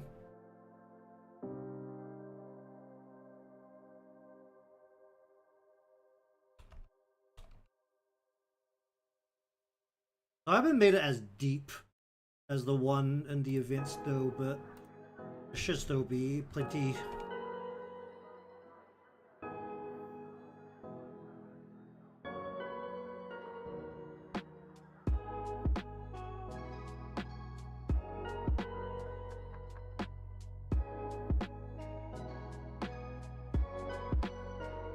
Why don't you make the vents just darker? Should they just be completely black? You can't see any color.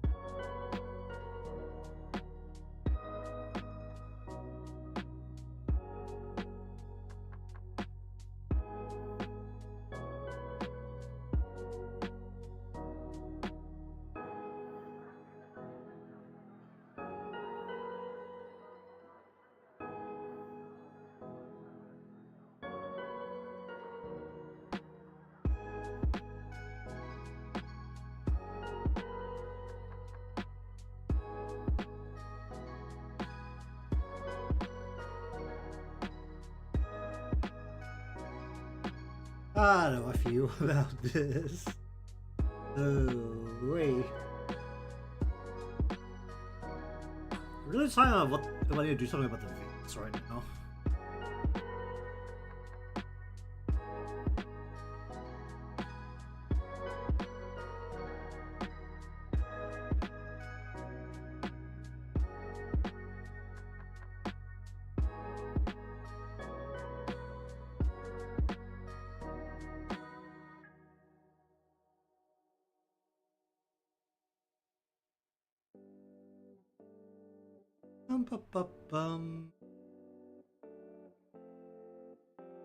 But the Animal Crossing does this like post. I mean, it literally is post-apocalyptic with the setting, isn't it? I mean, I don't own it. I've only watched people play it.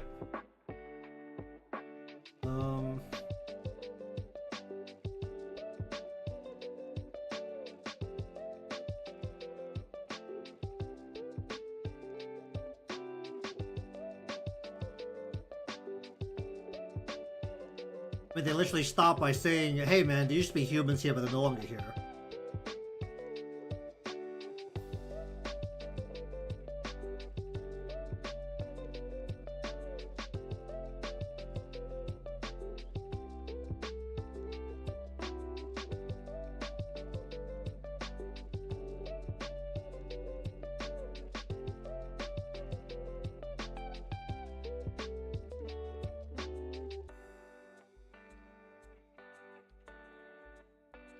A little tiny bit of detail to all that.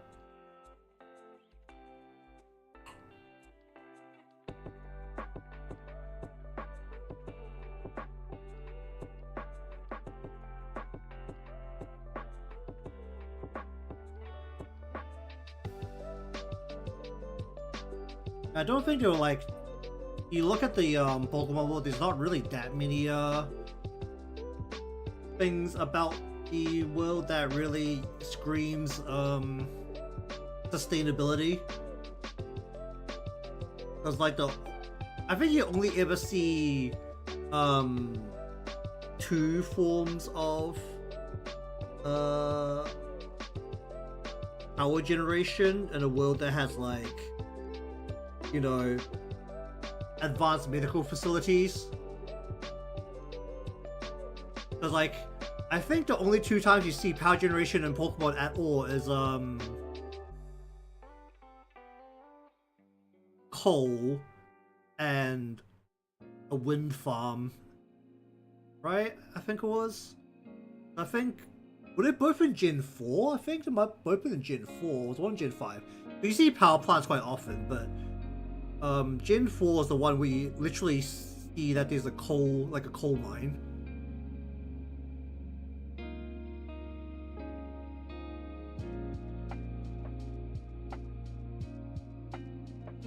I mean, like, wind generation is like fine and all, but it's not like the most sustainable thing in the world if you just don't have the environment for it.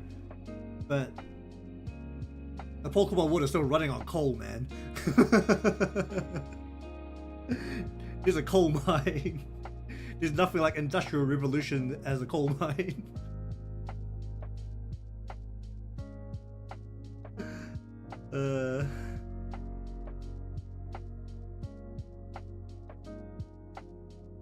That's a vent. Where's the grow? This thing, right? No? Oh, just this. This is the grow. I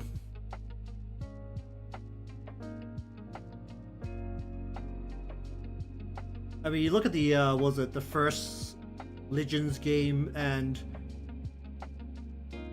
it's like, back in the day, wild Pokemon were a lot less chill about waiting for you to throw out one of your tamed Pokemon to fight it in battle very politely. They were very much ready to attack you. But when it comes down to it, the survivor is probably going to be the Pokemon and not the humans.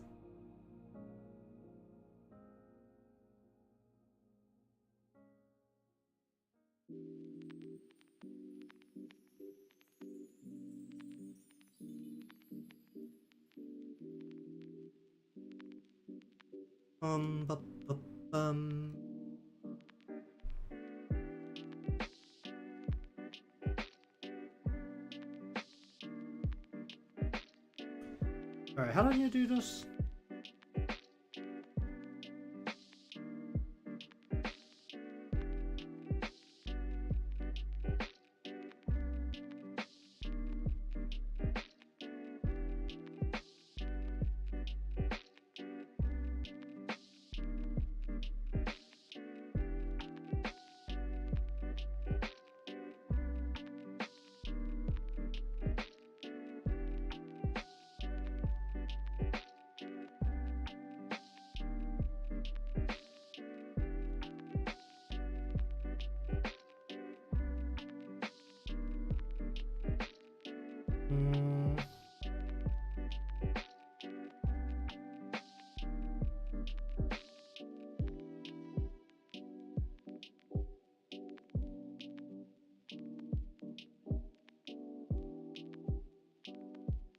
I haven't really paid too much attention to the story beyond the initial part.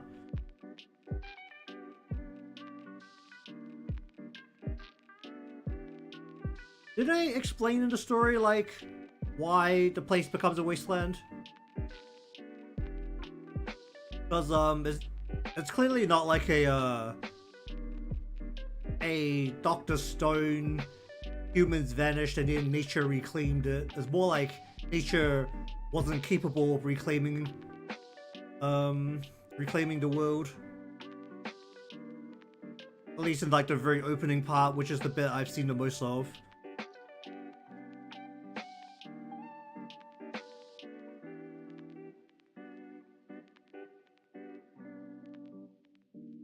Maybe you'll make those underparts just like darker.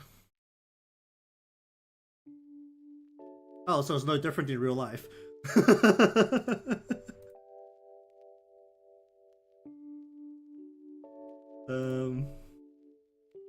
That is all one color. Is that gonna be a problem?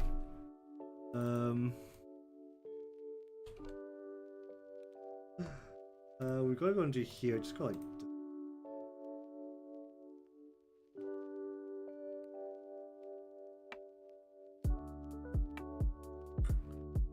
How do I want to do this?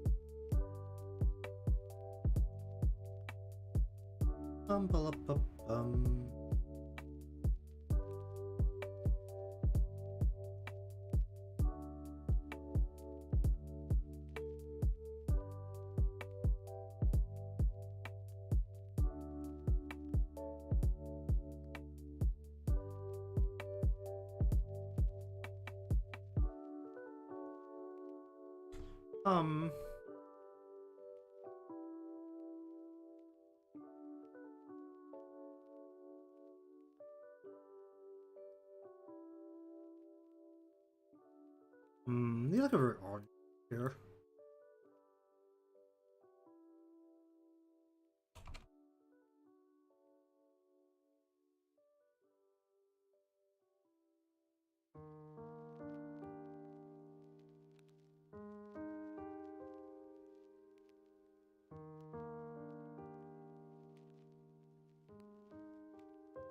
I need to be more red.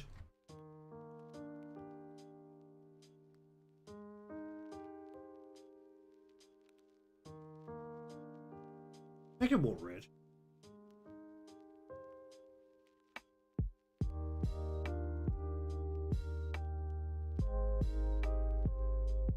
Less red.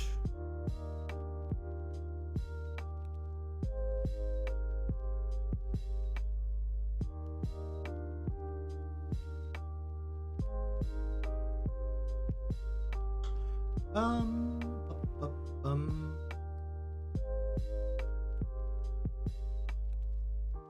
How do I feel about that? I can live with that, I think. Okay, I need to put something on the grill. Where's the actual grill part?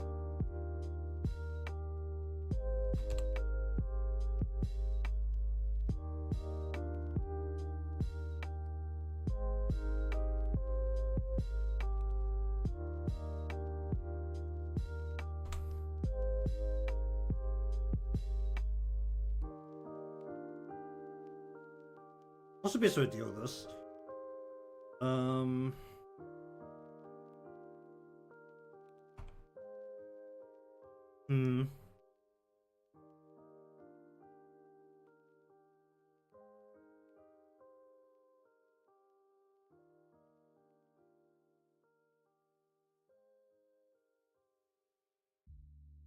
Is this only Switch 2 or is it on the Switch as well. I haven't bought a Switch game in a long time. I don't really trust a lot of I mean, Nintendo Pokemon stuff hasn't had a particularly great track record with the after their last mainstream game, but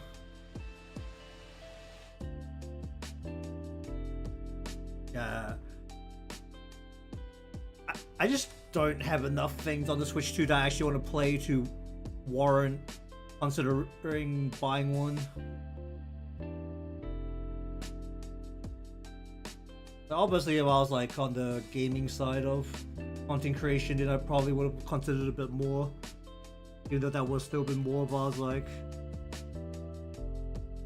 getting ad revenue or something before I'd really consider that.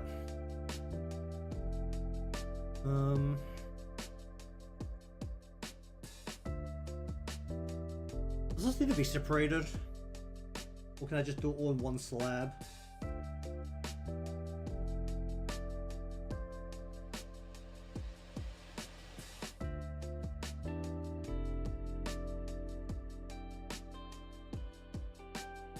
It was like a joke amongst my friends, cause we used to go on to, was it Steam DB, I think it was, where you could look at your own account and it will show all of the games. Like you could like look at people's accounts using their ID on Steam, and it would just like show all the games they own. And like one of the categories was value based on the amount of time they've played the game, like how much the game is. It was like value per hour or something. And I'm the type of person who will play a single game into the ground. Because like, well, basically if you, when you buy a game, they say you buy like a $50 game, it'll be like $50. I think you play it for 10 hours, then like, you played like, I think it was like $10 per hour worth of time, basically. I think it was like the calculation. Like, the majority of my games, even the ones that were like $50 to $70, and well, for our weak ass currency down here, I had like 0.02 cents per hour, because I would literally play a single game for like hundreds of hours. And it was like consistent through my whole library until my friend convinced me to get Humble Bundle for a bit, and then I now have a bunch of Humble Bundle games I haven't really touched. I still haven't touched actually. There's always those still sitting in my library.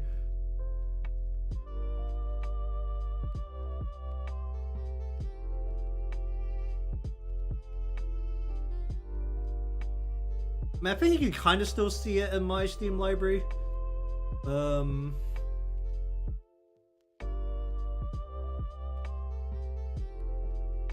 do I look at it again? Go to like my profile, right? I mean, I think the funniest one is actually the fact that I own both Skyrim and Fallout 4, and I think I have like ridiculous amounts of hours on them. I haven't finished either of them. I mean, I am now on 1,000. I'm closing on a 1,400 hours of Yu-Gi-Oh, which is a free game because I don't pay a single cent in that game. I have over 900 hours in Skyrim. I have like 650 hours in Fallout 4. I have 600 hours in Monster Hunter World. I have 200 hours in Wuthering Waves. And that's only my Steam time, not like before I got the Steam version. Like 180 hours in like Rune Factory. 180 hours in a JRPG. Legion of Heroes, the fourth one. 170 hours in Sword Art. The not Kirito game, the good game because it's not Kirito. 150 hours in Monster Hunter Rise. Now I played World so much more than I played Rise. Like literally have like what 4 times the playtime in World that I have in Rise. That's actually kind of crazy. Like all the Legion of Heroes Trails of Cold Steel, all 4 of them I played for over 100 hours. And I've only played the Neo Monster Hunter for like 100 hours. That's actually really low. I played Terraria for over 100 hours. I mean, I think out of the games that I really like, it's like... Actually, no, I've played these Atelier games for like a really long time. Actually, you know what? I can show this on screen, I think. There's like these Neptunia games I was really into at one point, over 100 hours on some of these. I played 90 hours of this Sword Art game. This was a Kirito game. This one was a little dodgy. It's just that the story wasn't too Kirito focused, so it was okay. And I hate Kirito. I hate on Kirito so much in Sword Art. He makes the story so much worse. It's actually hilarious. Like, he was okay for like the first arc, and then honestly, Kirito isn't a very good main character after a while.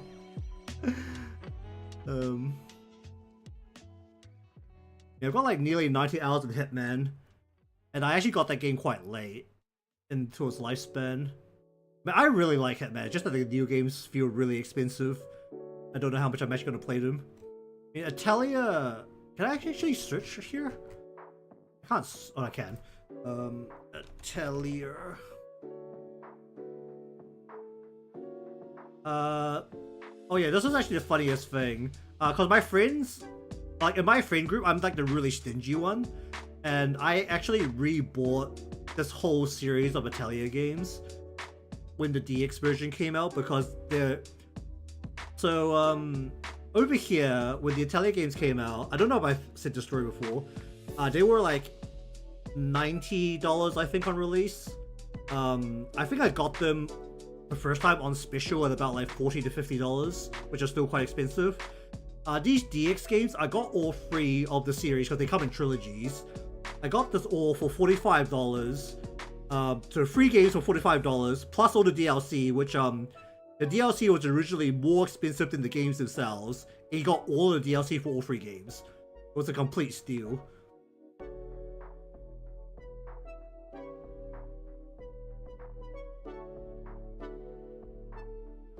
Indeed.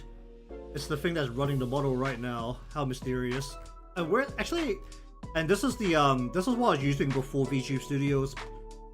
I used like 426 hours in that. Do I have Face Rig in here? I used Face Rig for a while as well. Where's Face Rig? You can really see the anime in my in my game list. Oh jeez. I really wanted to play more of the Little Witch Academia game, but for some reason there was no sound at all, and I don't know why. And it's a shame Ori and the Blind Forest is such a short game. 7 hours of me just sucking, but...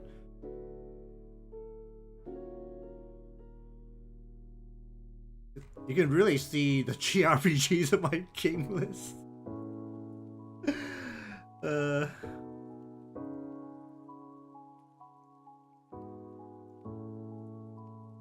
Ooh-wee.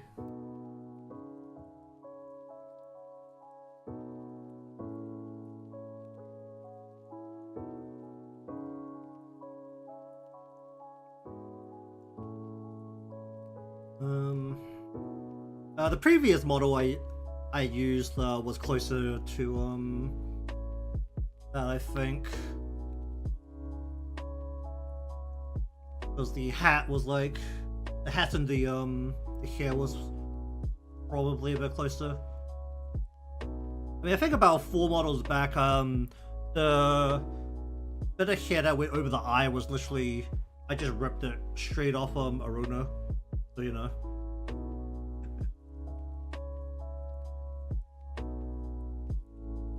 I think I'm just gonna like very basically pin in some slabs here. Okay, let's not have this snap.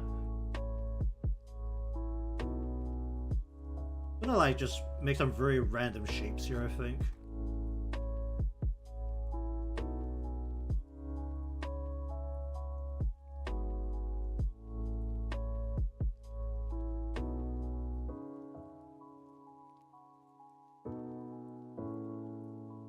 I don't want everything to be like spaced apart from each other, right? Even though the center of the grill is supposed to be hotter or something.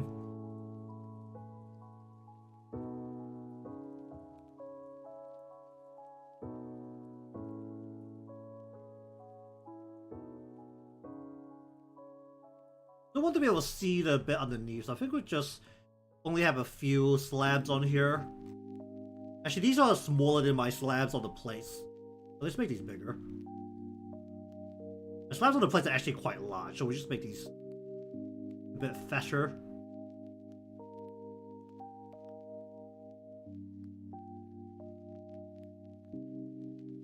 Not like that.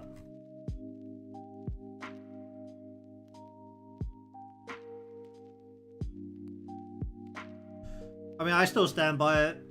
When you're doing character design, you're not making anything original at this day and age. Just rip all the parts from different things and then just change it up a bit.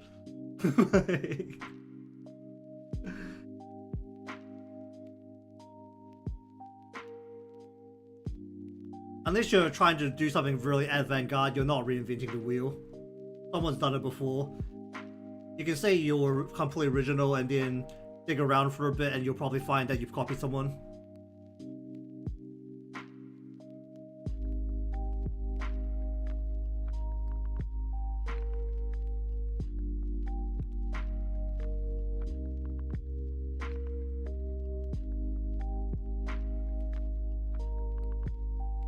At least I have the decency to make adjustments after copying something.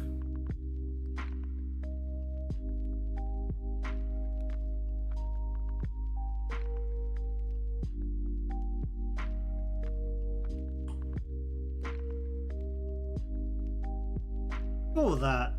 I need my meat color. Where's my meat color? My very arbitrary meat color. Actually, no, this shouldn't be like raw. This should be like brown, right? Give me that very arbitrary, mildly brown color.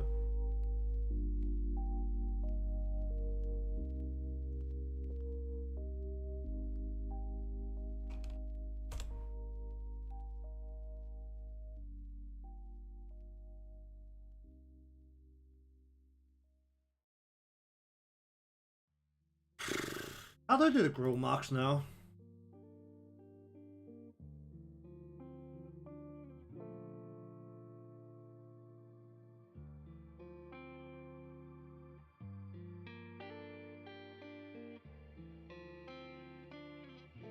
I can just leave these as very thin, right? Because, like, you don't put steaks on yakiniku. You don't do steaks in, even if it's like Korean barbecue. I'm pretty sure it's always like thin meat.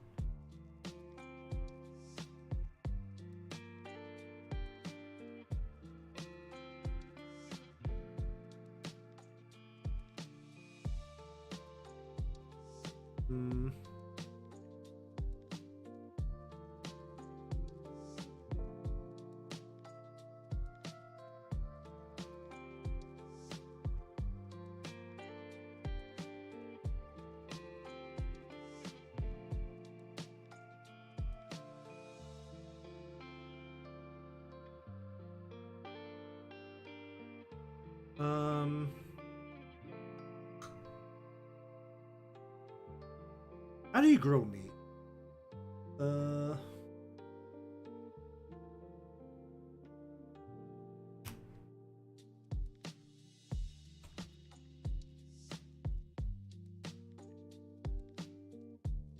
That's like the craziest thing to say. Is like, how do you grow meat? Like, I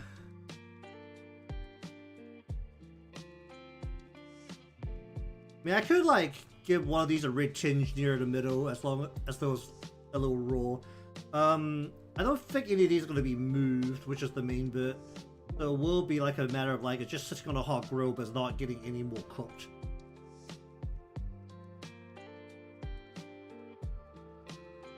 Maybe I'll like slap one of these down. But that's really the limit of this, right? I need like cracks. Or like the grid away from the fibers, right?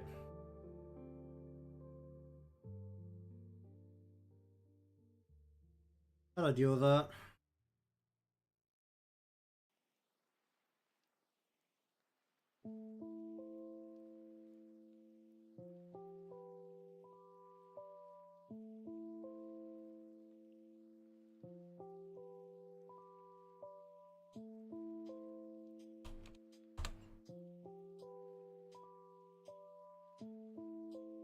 Oh,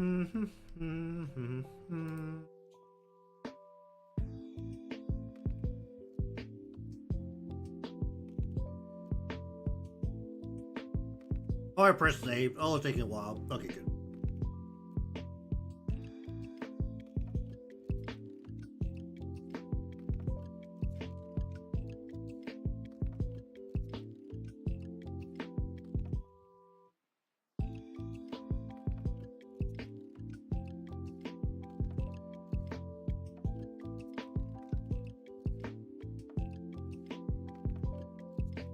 Bum, ba, ba, bum, ba, bum, ba, bum, ba, ba, bum.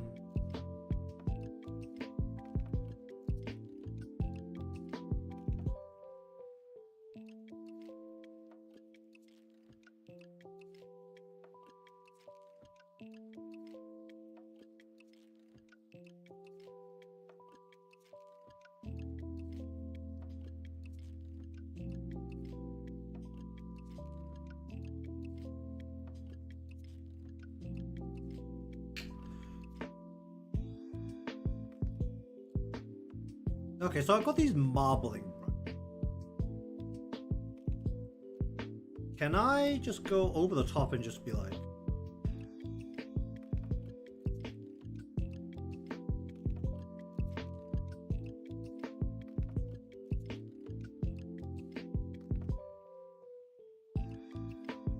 just make this the same color, but darker.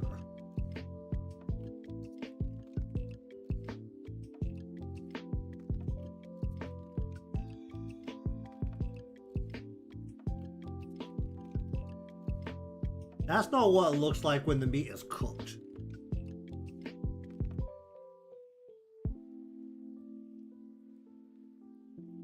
How do we do this?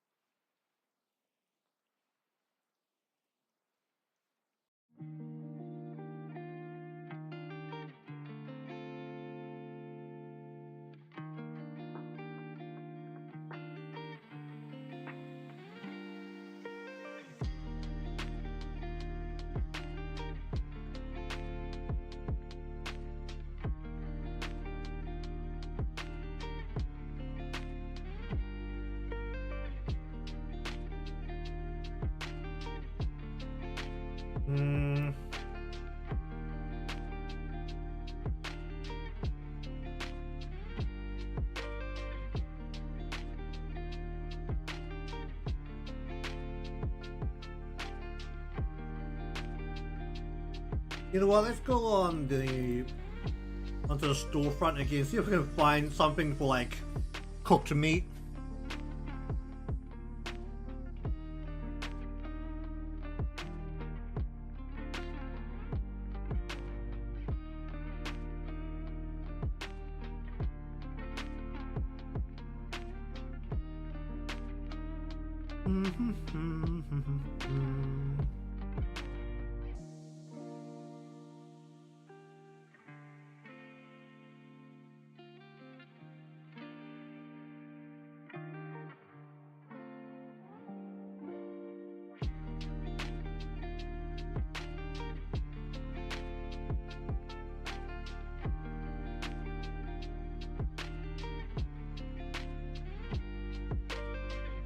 Okay, there's nothing for steak. You know, a lot of them just have like the grill marks on them, just like brown with the grill mark card on. I guess we could do that. That's what we can do.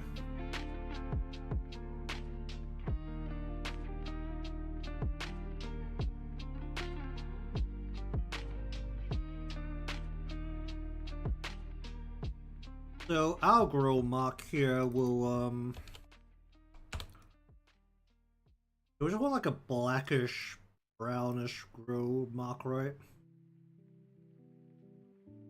We have very narrow things, so it'll just be what?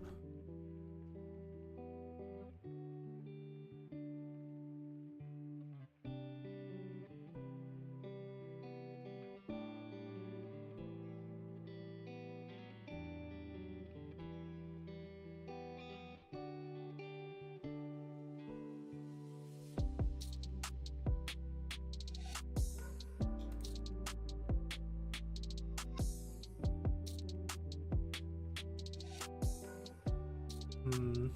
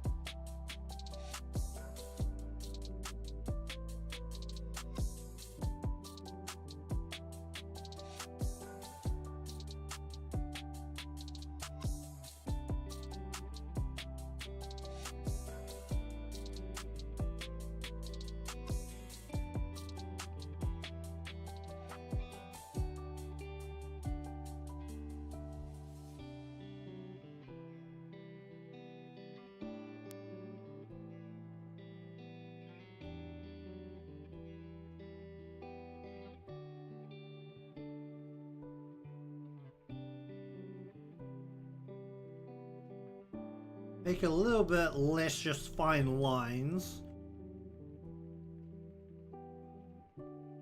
And we just want to just vary up the color a little bit, I think. I'm gonna add like a layer of red here. Very dark red.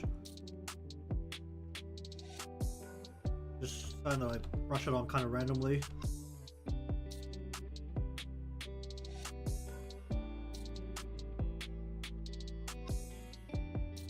Actually, the edges should be the darkest one. That's how that works.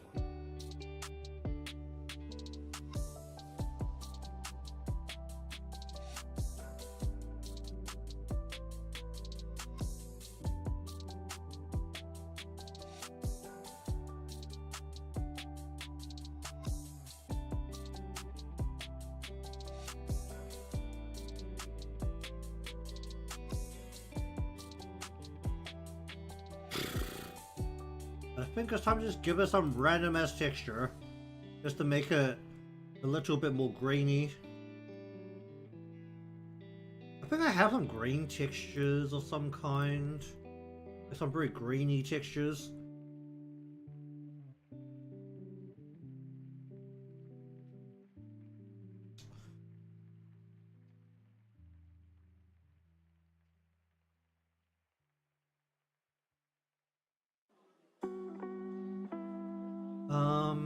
Up.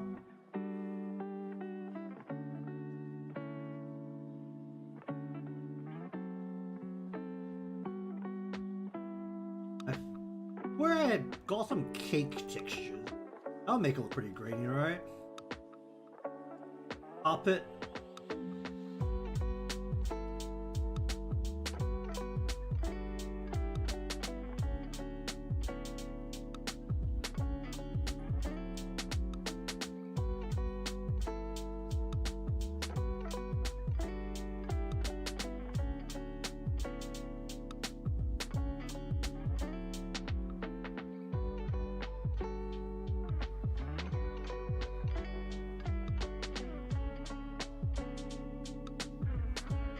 That's very uniform.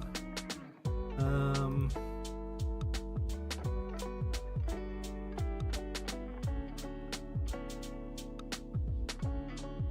about a less uniform kind of noise for faster squares?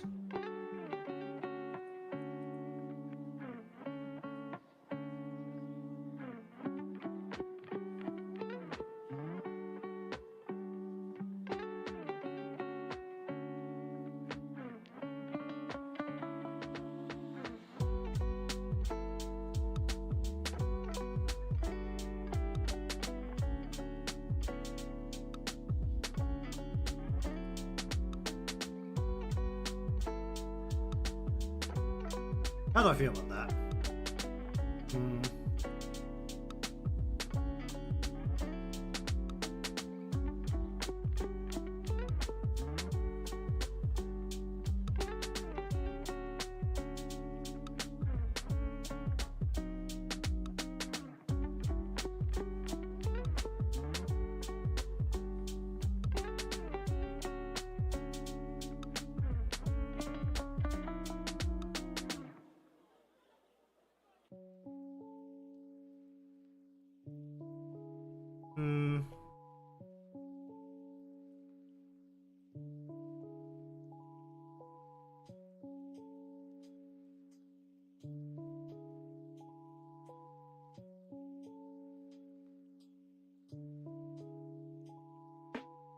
I need to make it look a little glossy.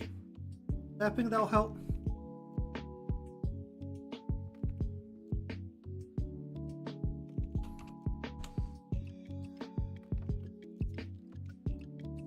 I mean, these ones, like the ones that Otogi's putting onto the grill here, are like marinated, and they're also raw, so like they're extra glossy. I don't feel like cooked meat here glosses that much though, because it's like super thin, so all the fat just renders like down, just like drops into the grill. I feel like that's what usually happens with these things. Well, either way, it makes it very watery kind of a.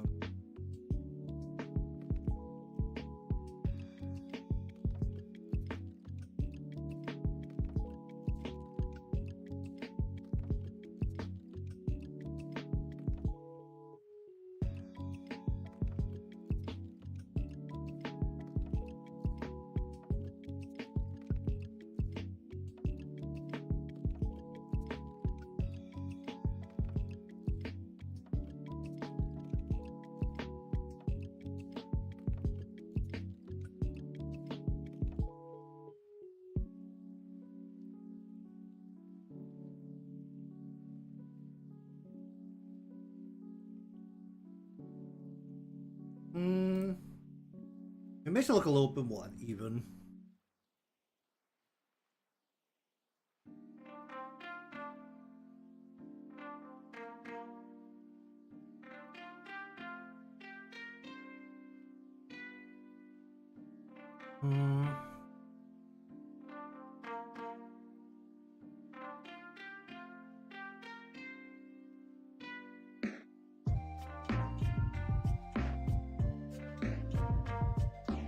How do you feel about that?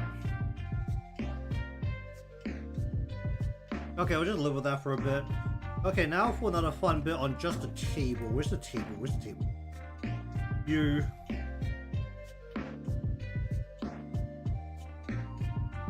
The fun bit is that because everything on the table is basically going to be flashing down, I can actually just do this straight here, can't I? I can just go one layer, go shadow, and everything can literally just have the exact same shadow. Do I want to color burn it? Probably not, right?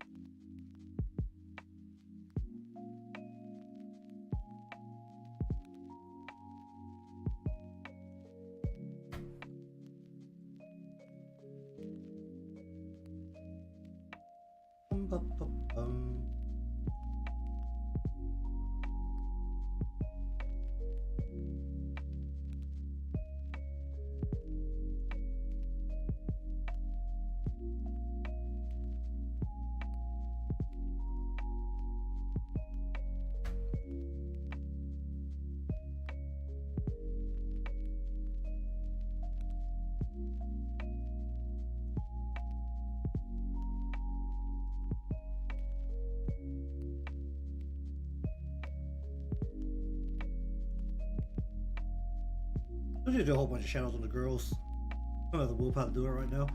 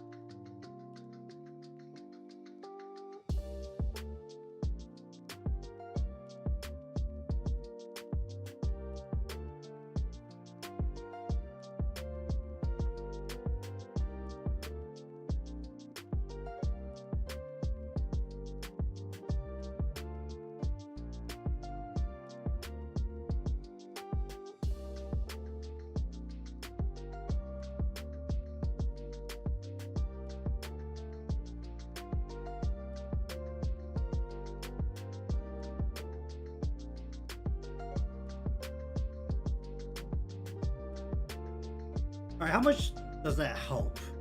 Having a shadow there? That definitely feels quite a bit better.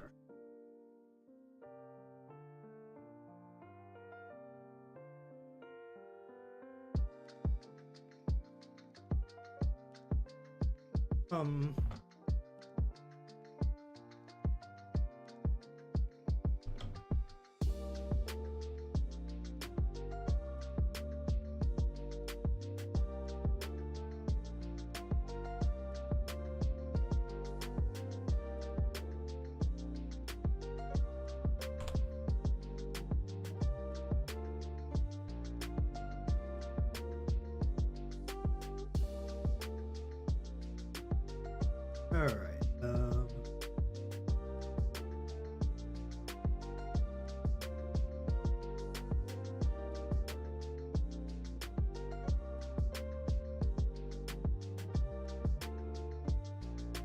I just want to turn down a bunch of layers. I don't know if it's gonna like cause a problem if I turn them down all at the same time at this point. Okay, good. Alright, 1, 2, 3, 4.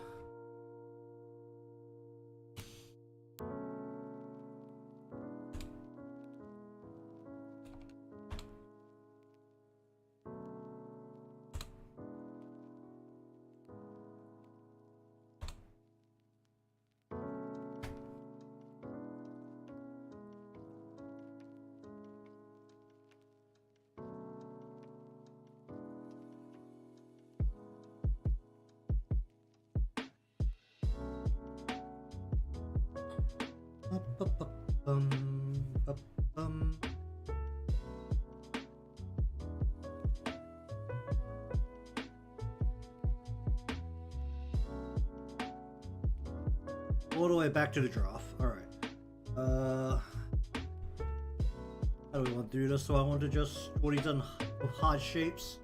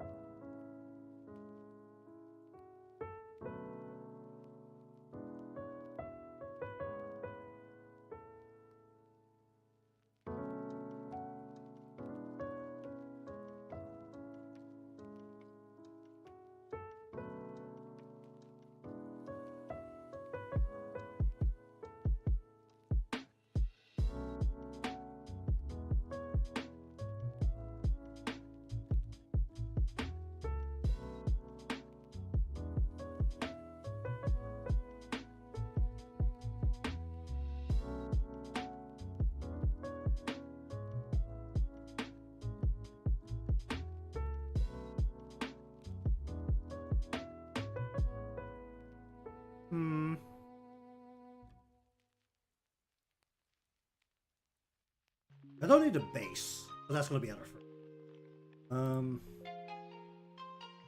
I want this to be like slightly to the side so you can just see it.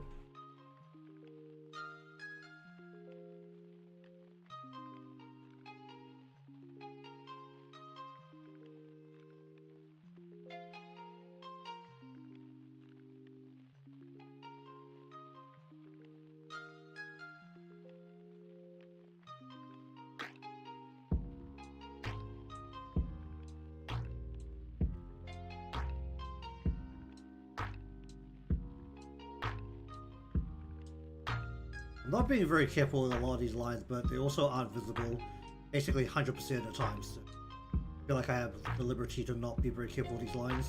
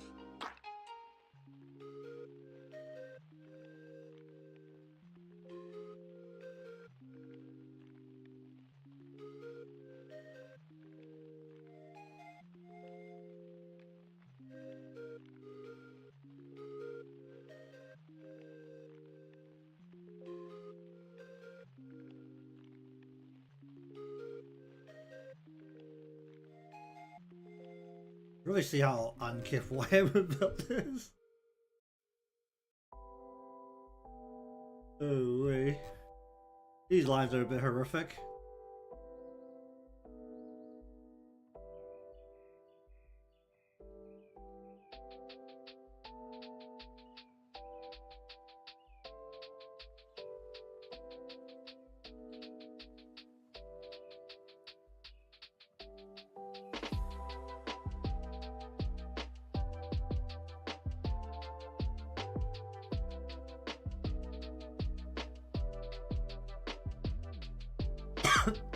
Oh jeez. Oh boy.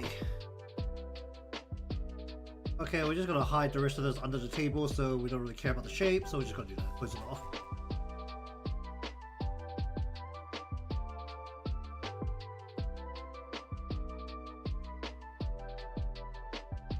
I think I moved it across a little bit here, but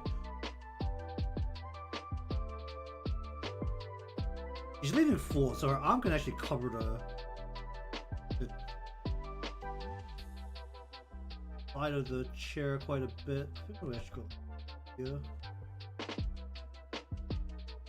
Now I don't even know if it's going to be visible at any point.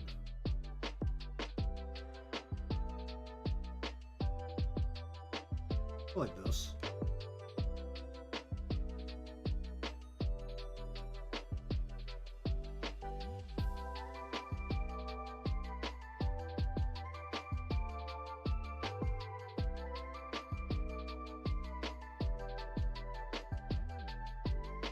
Bring this down and just close it off. Don't care about the bottom at all, so we just close it off pretty minimally.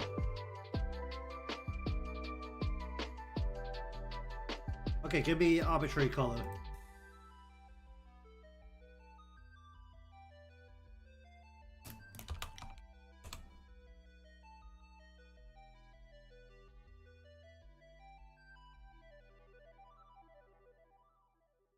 Is this currently selecting the right thing?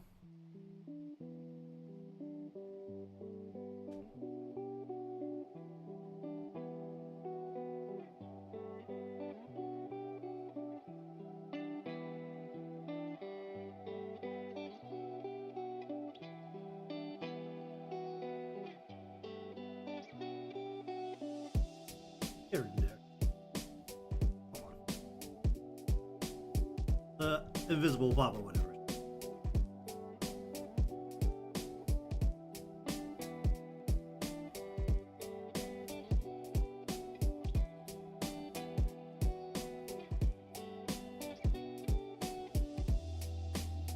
Oh, we could have been a bit more careful with the lines here. Just flicking it out, why not? It's like the edge of the corner. That's not visible.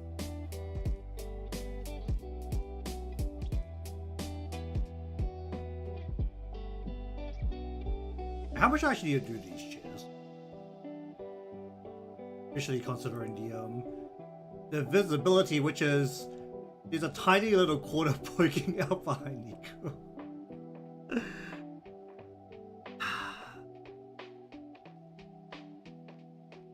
I don't know how much it's gonna matter unless I make them a bit more visible.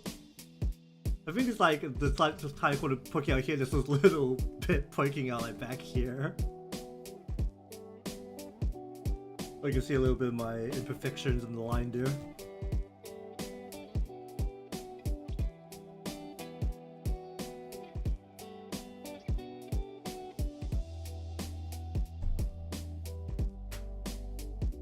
Okay, now I've got the fun bit where I need to go through and like do a bunch of line color changes, I think. Oh, I didn't do the highlight on Yukino's. I was thinking about how I wanted to do. Would I want to do what else?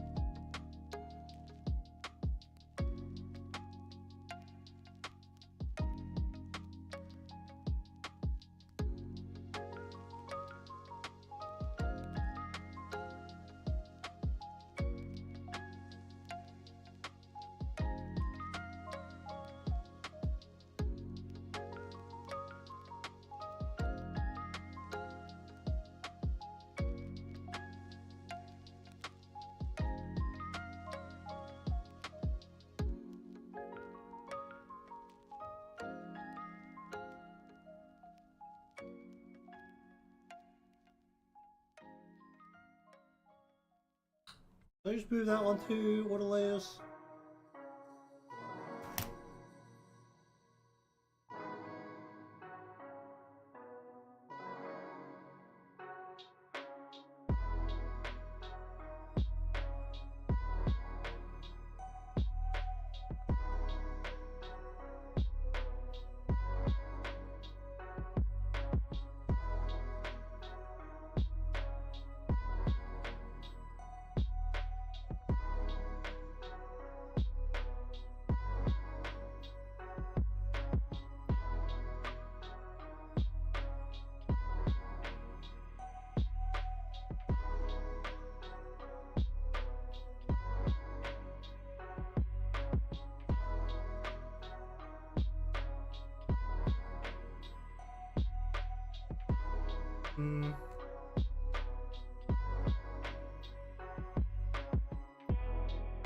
That should behave for now. Just need to make sure it doesn't stretch out away from the pieces afterwards. Actually, I think I could deal with that at this point. Do I? No, I should do that after I flatten everything.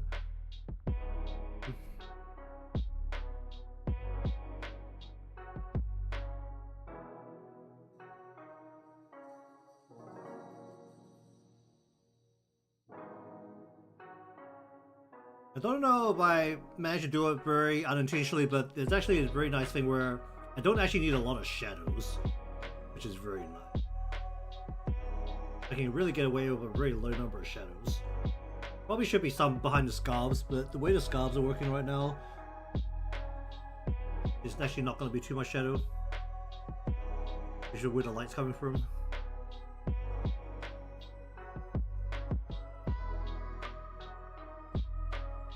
Let me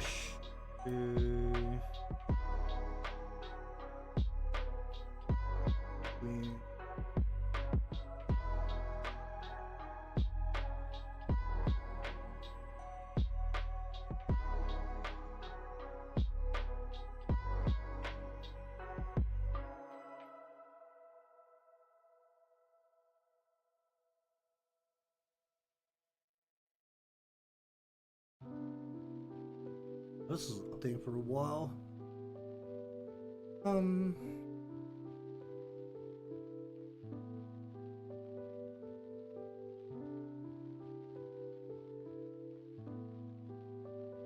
Okay, we basically reached the phase where I need to just like stare at this a little bit and just decide what needs to be added, if anything.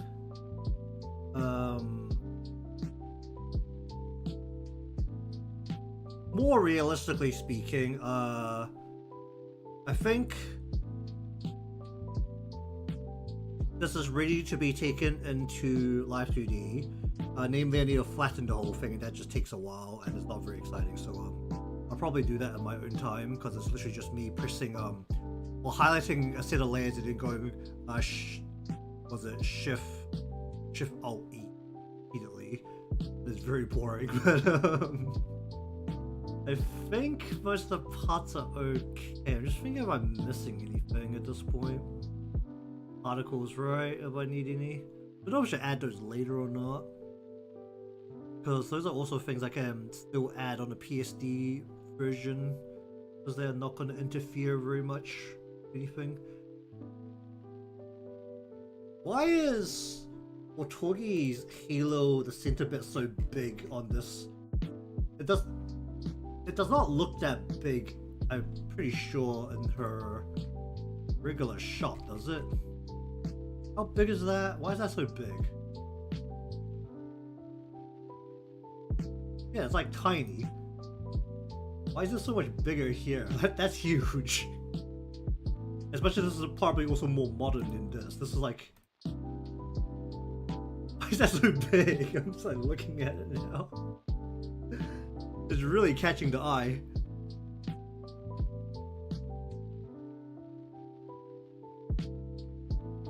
Anything else like significantly different? I mean, it feels like that is absolutely gigantic. Why is that so big? Is it always that big? These are just... That's the...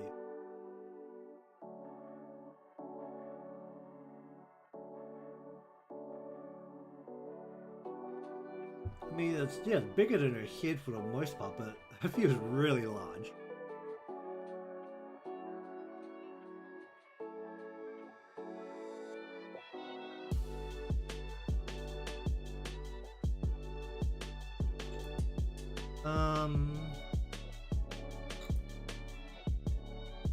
Okay, if I was to have particles, where would it sit? Sit on top of everything? I think it has to sit on top of everything.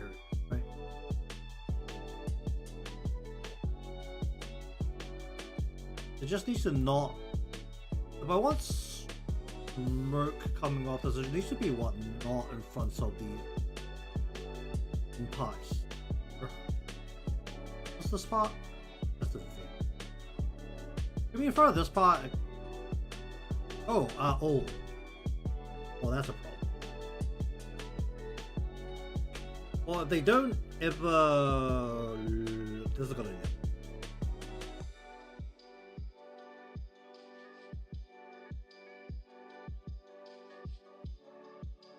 It's just gonna be.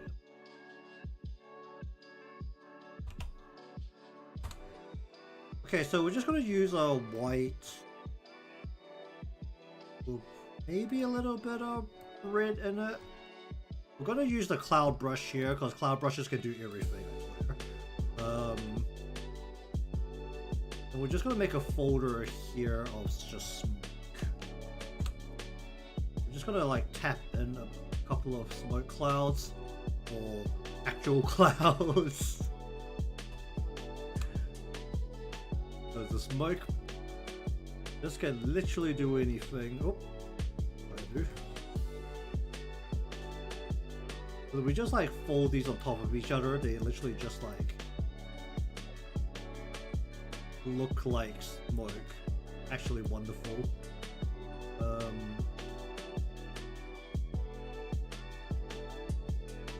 That's a very large cloud. What's this?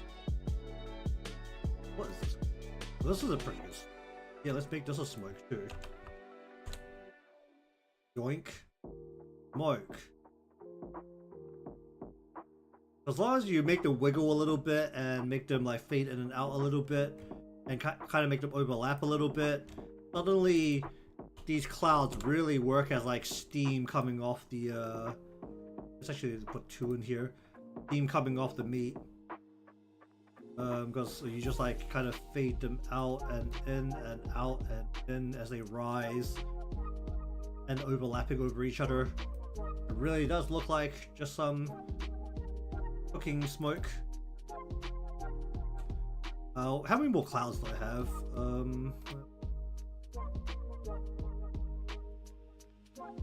Yeah, cloud brushes can literally do anything. Like, I use these cloud brushes way too much. And I usually don't use them to make clouds. Do I need one of these? I mean, I can reuse these. These are all different clouds. That will also cut down the number of textures that I have ultimately when actually, I don't need to export this because I don't have After Effects. And don't go looking for After Effects version. I can just very casually pirate. There's no free version of After Effects.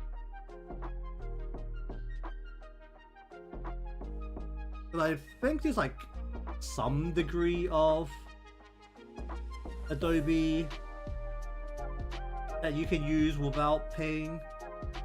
But I think After Effects is not one of them.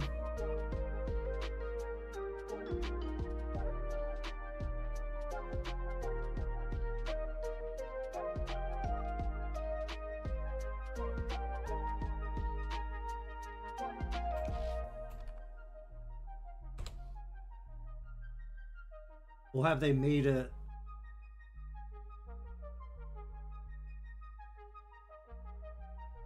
It's a 7-day free trial, and there's no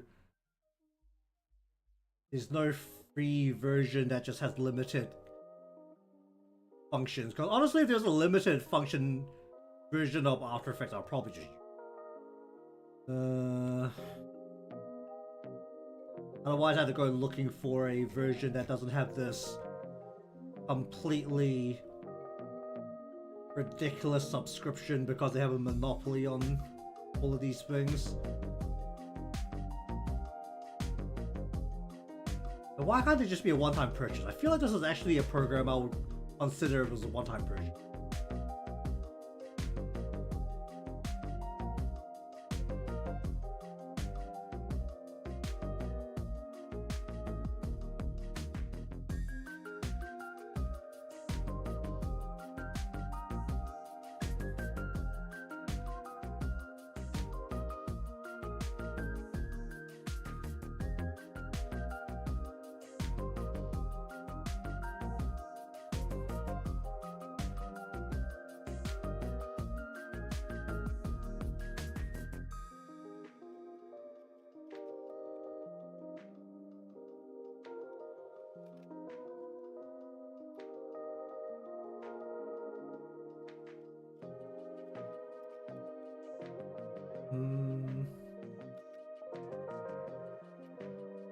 I like how there's a Reddit post of like, do you guys pay do you guys pay for Adobe stuff?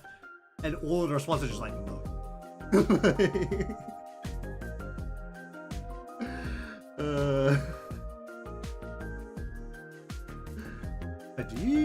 Do you people actually pay for Adobe Creative Cloud? Like, no. Nobody wants to pay for this shit.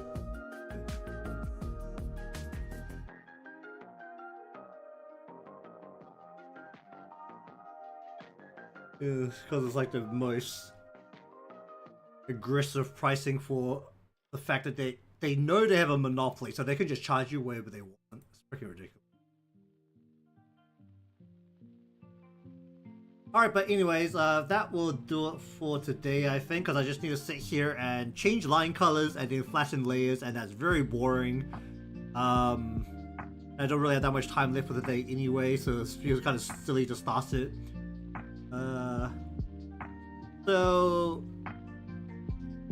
unless something goes horribly wrong in some part, the modeling should start tomorrow.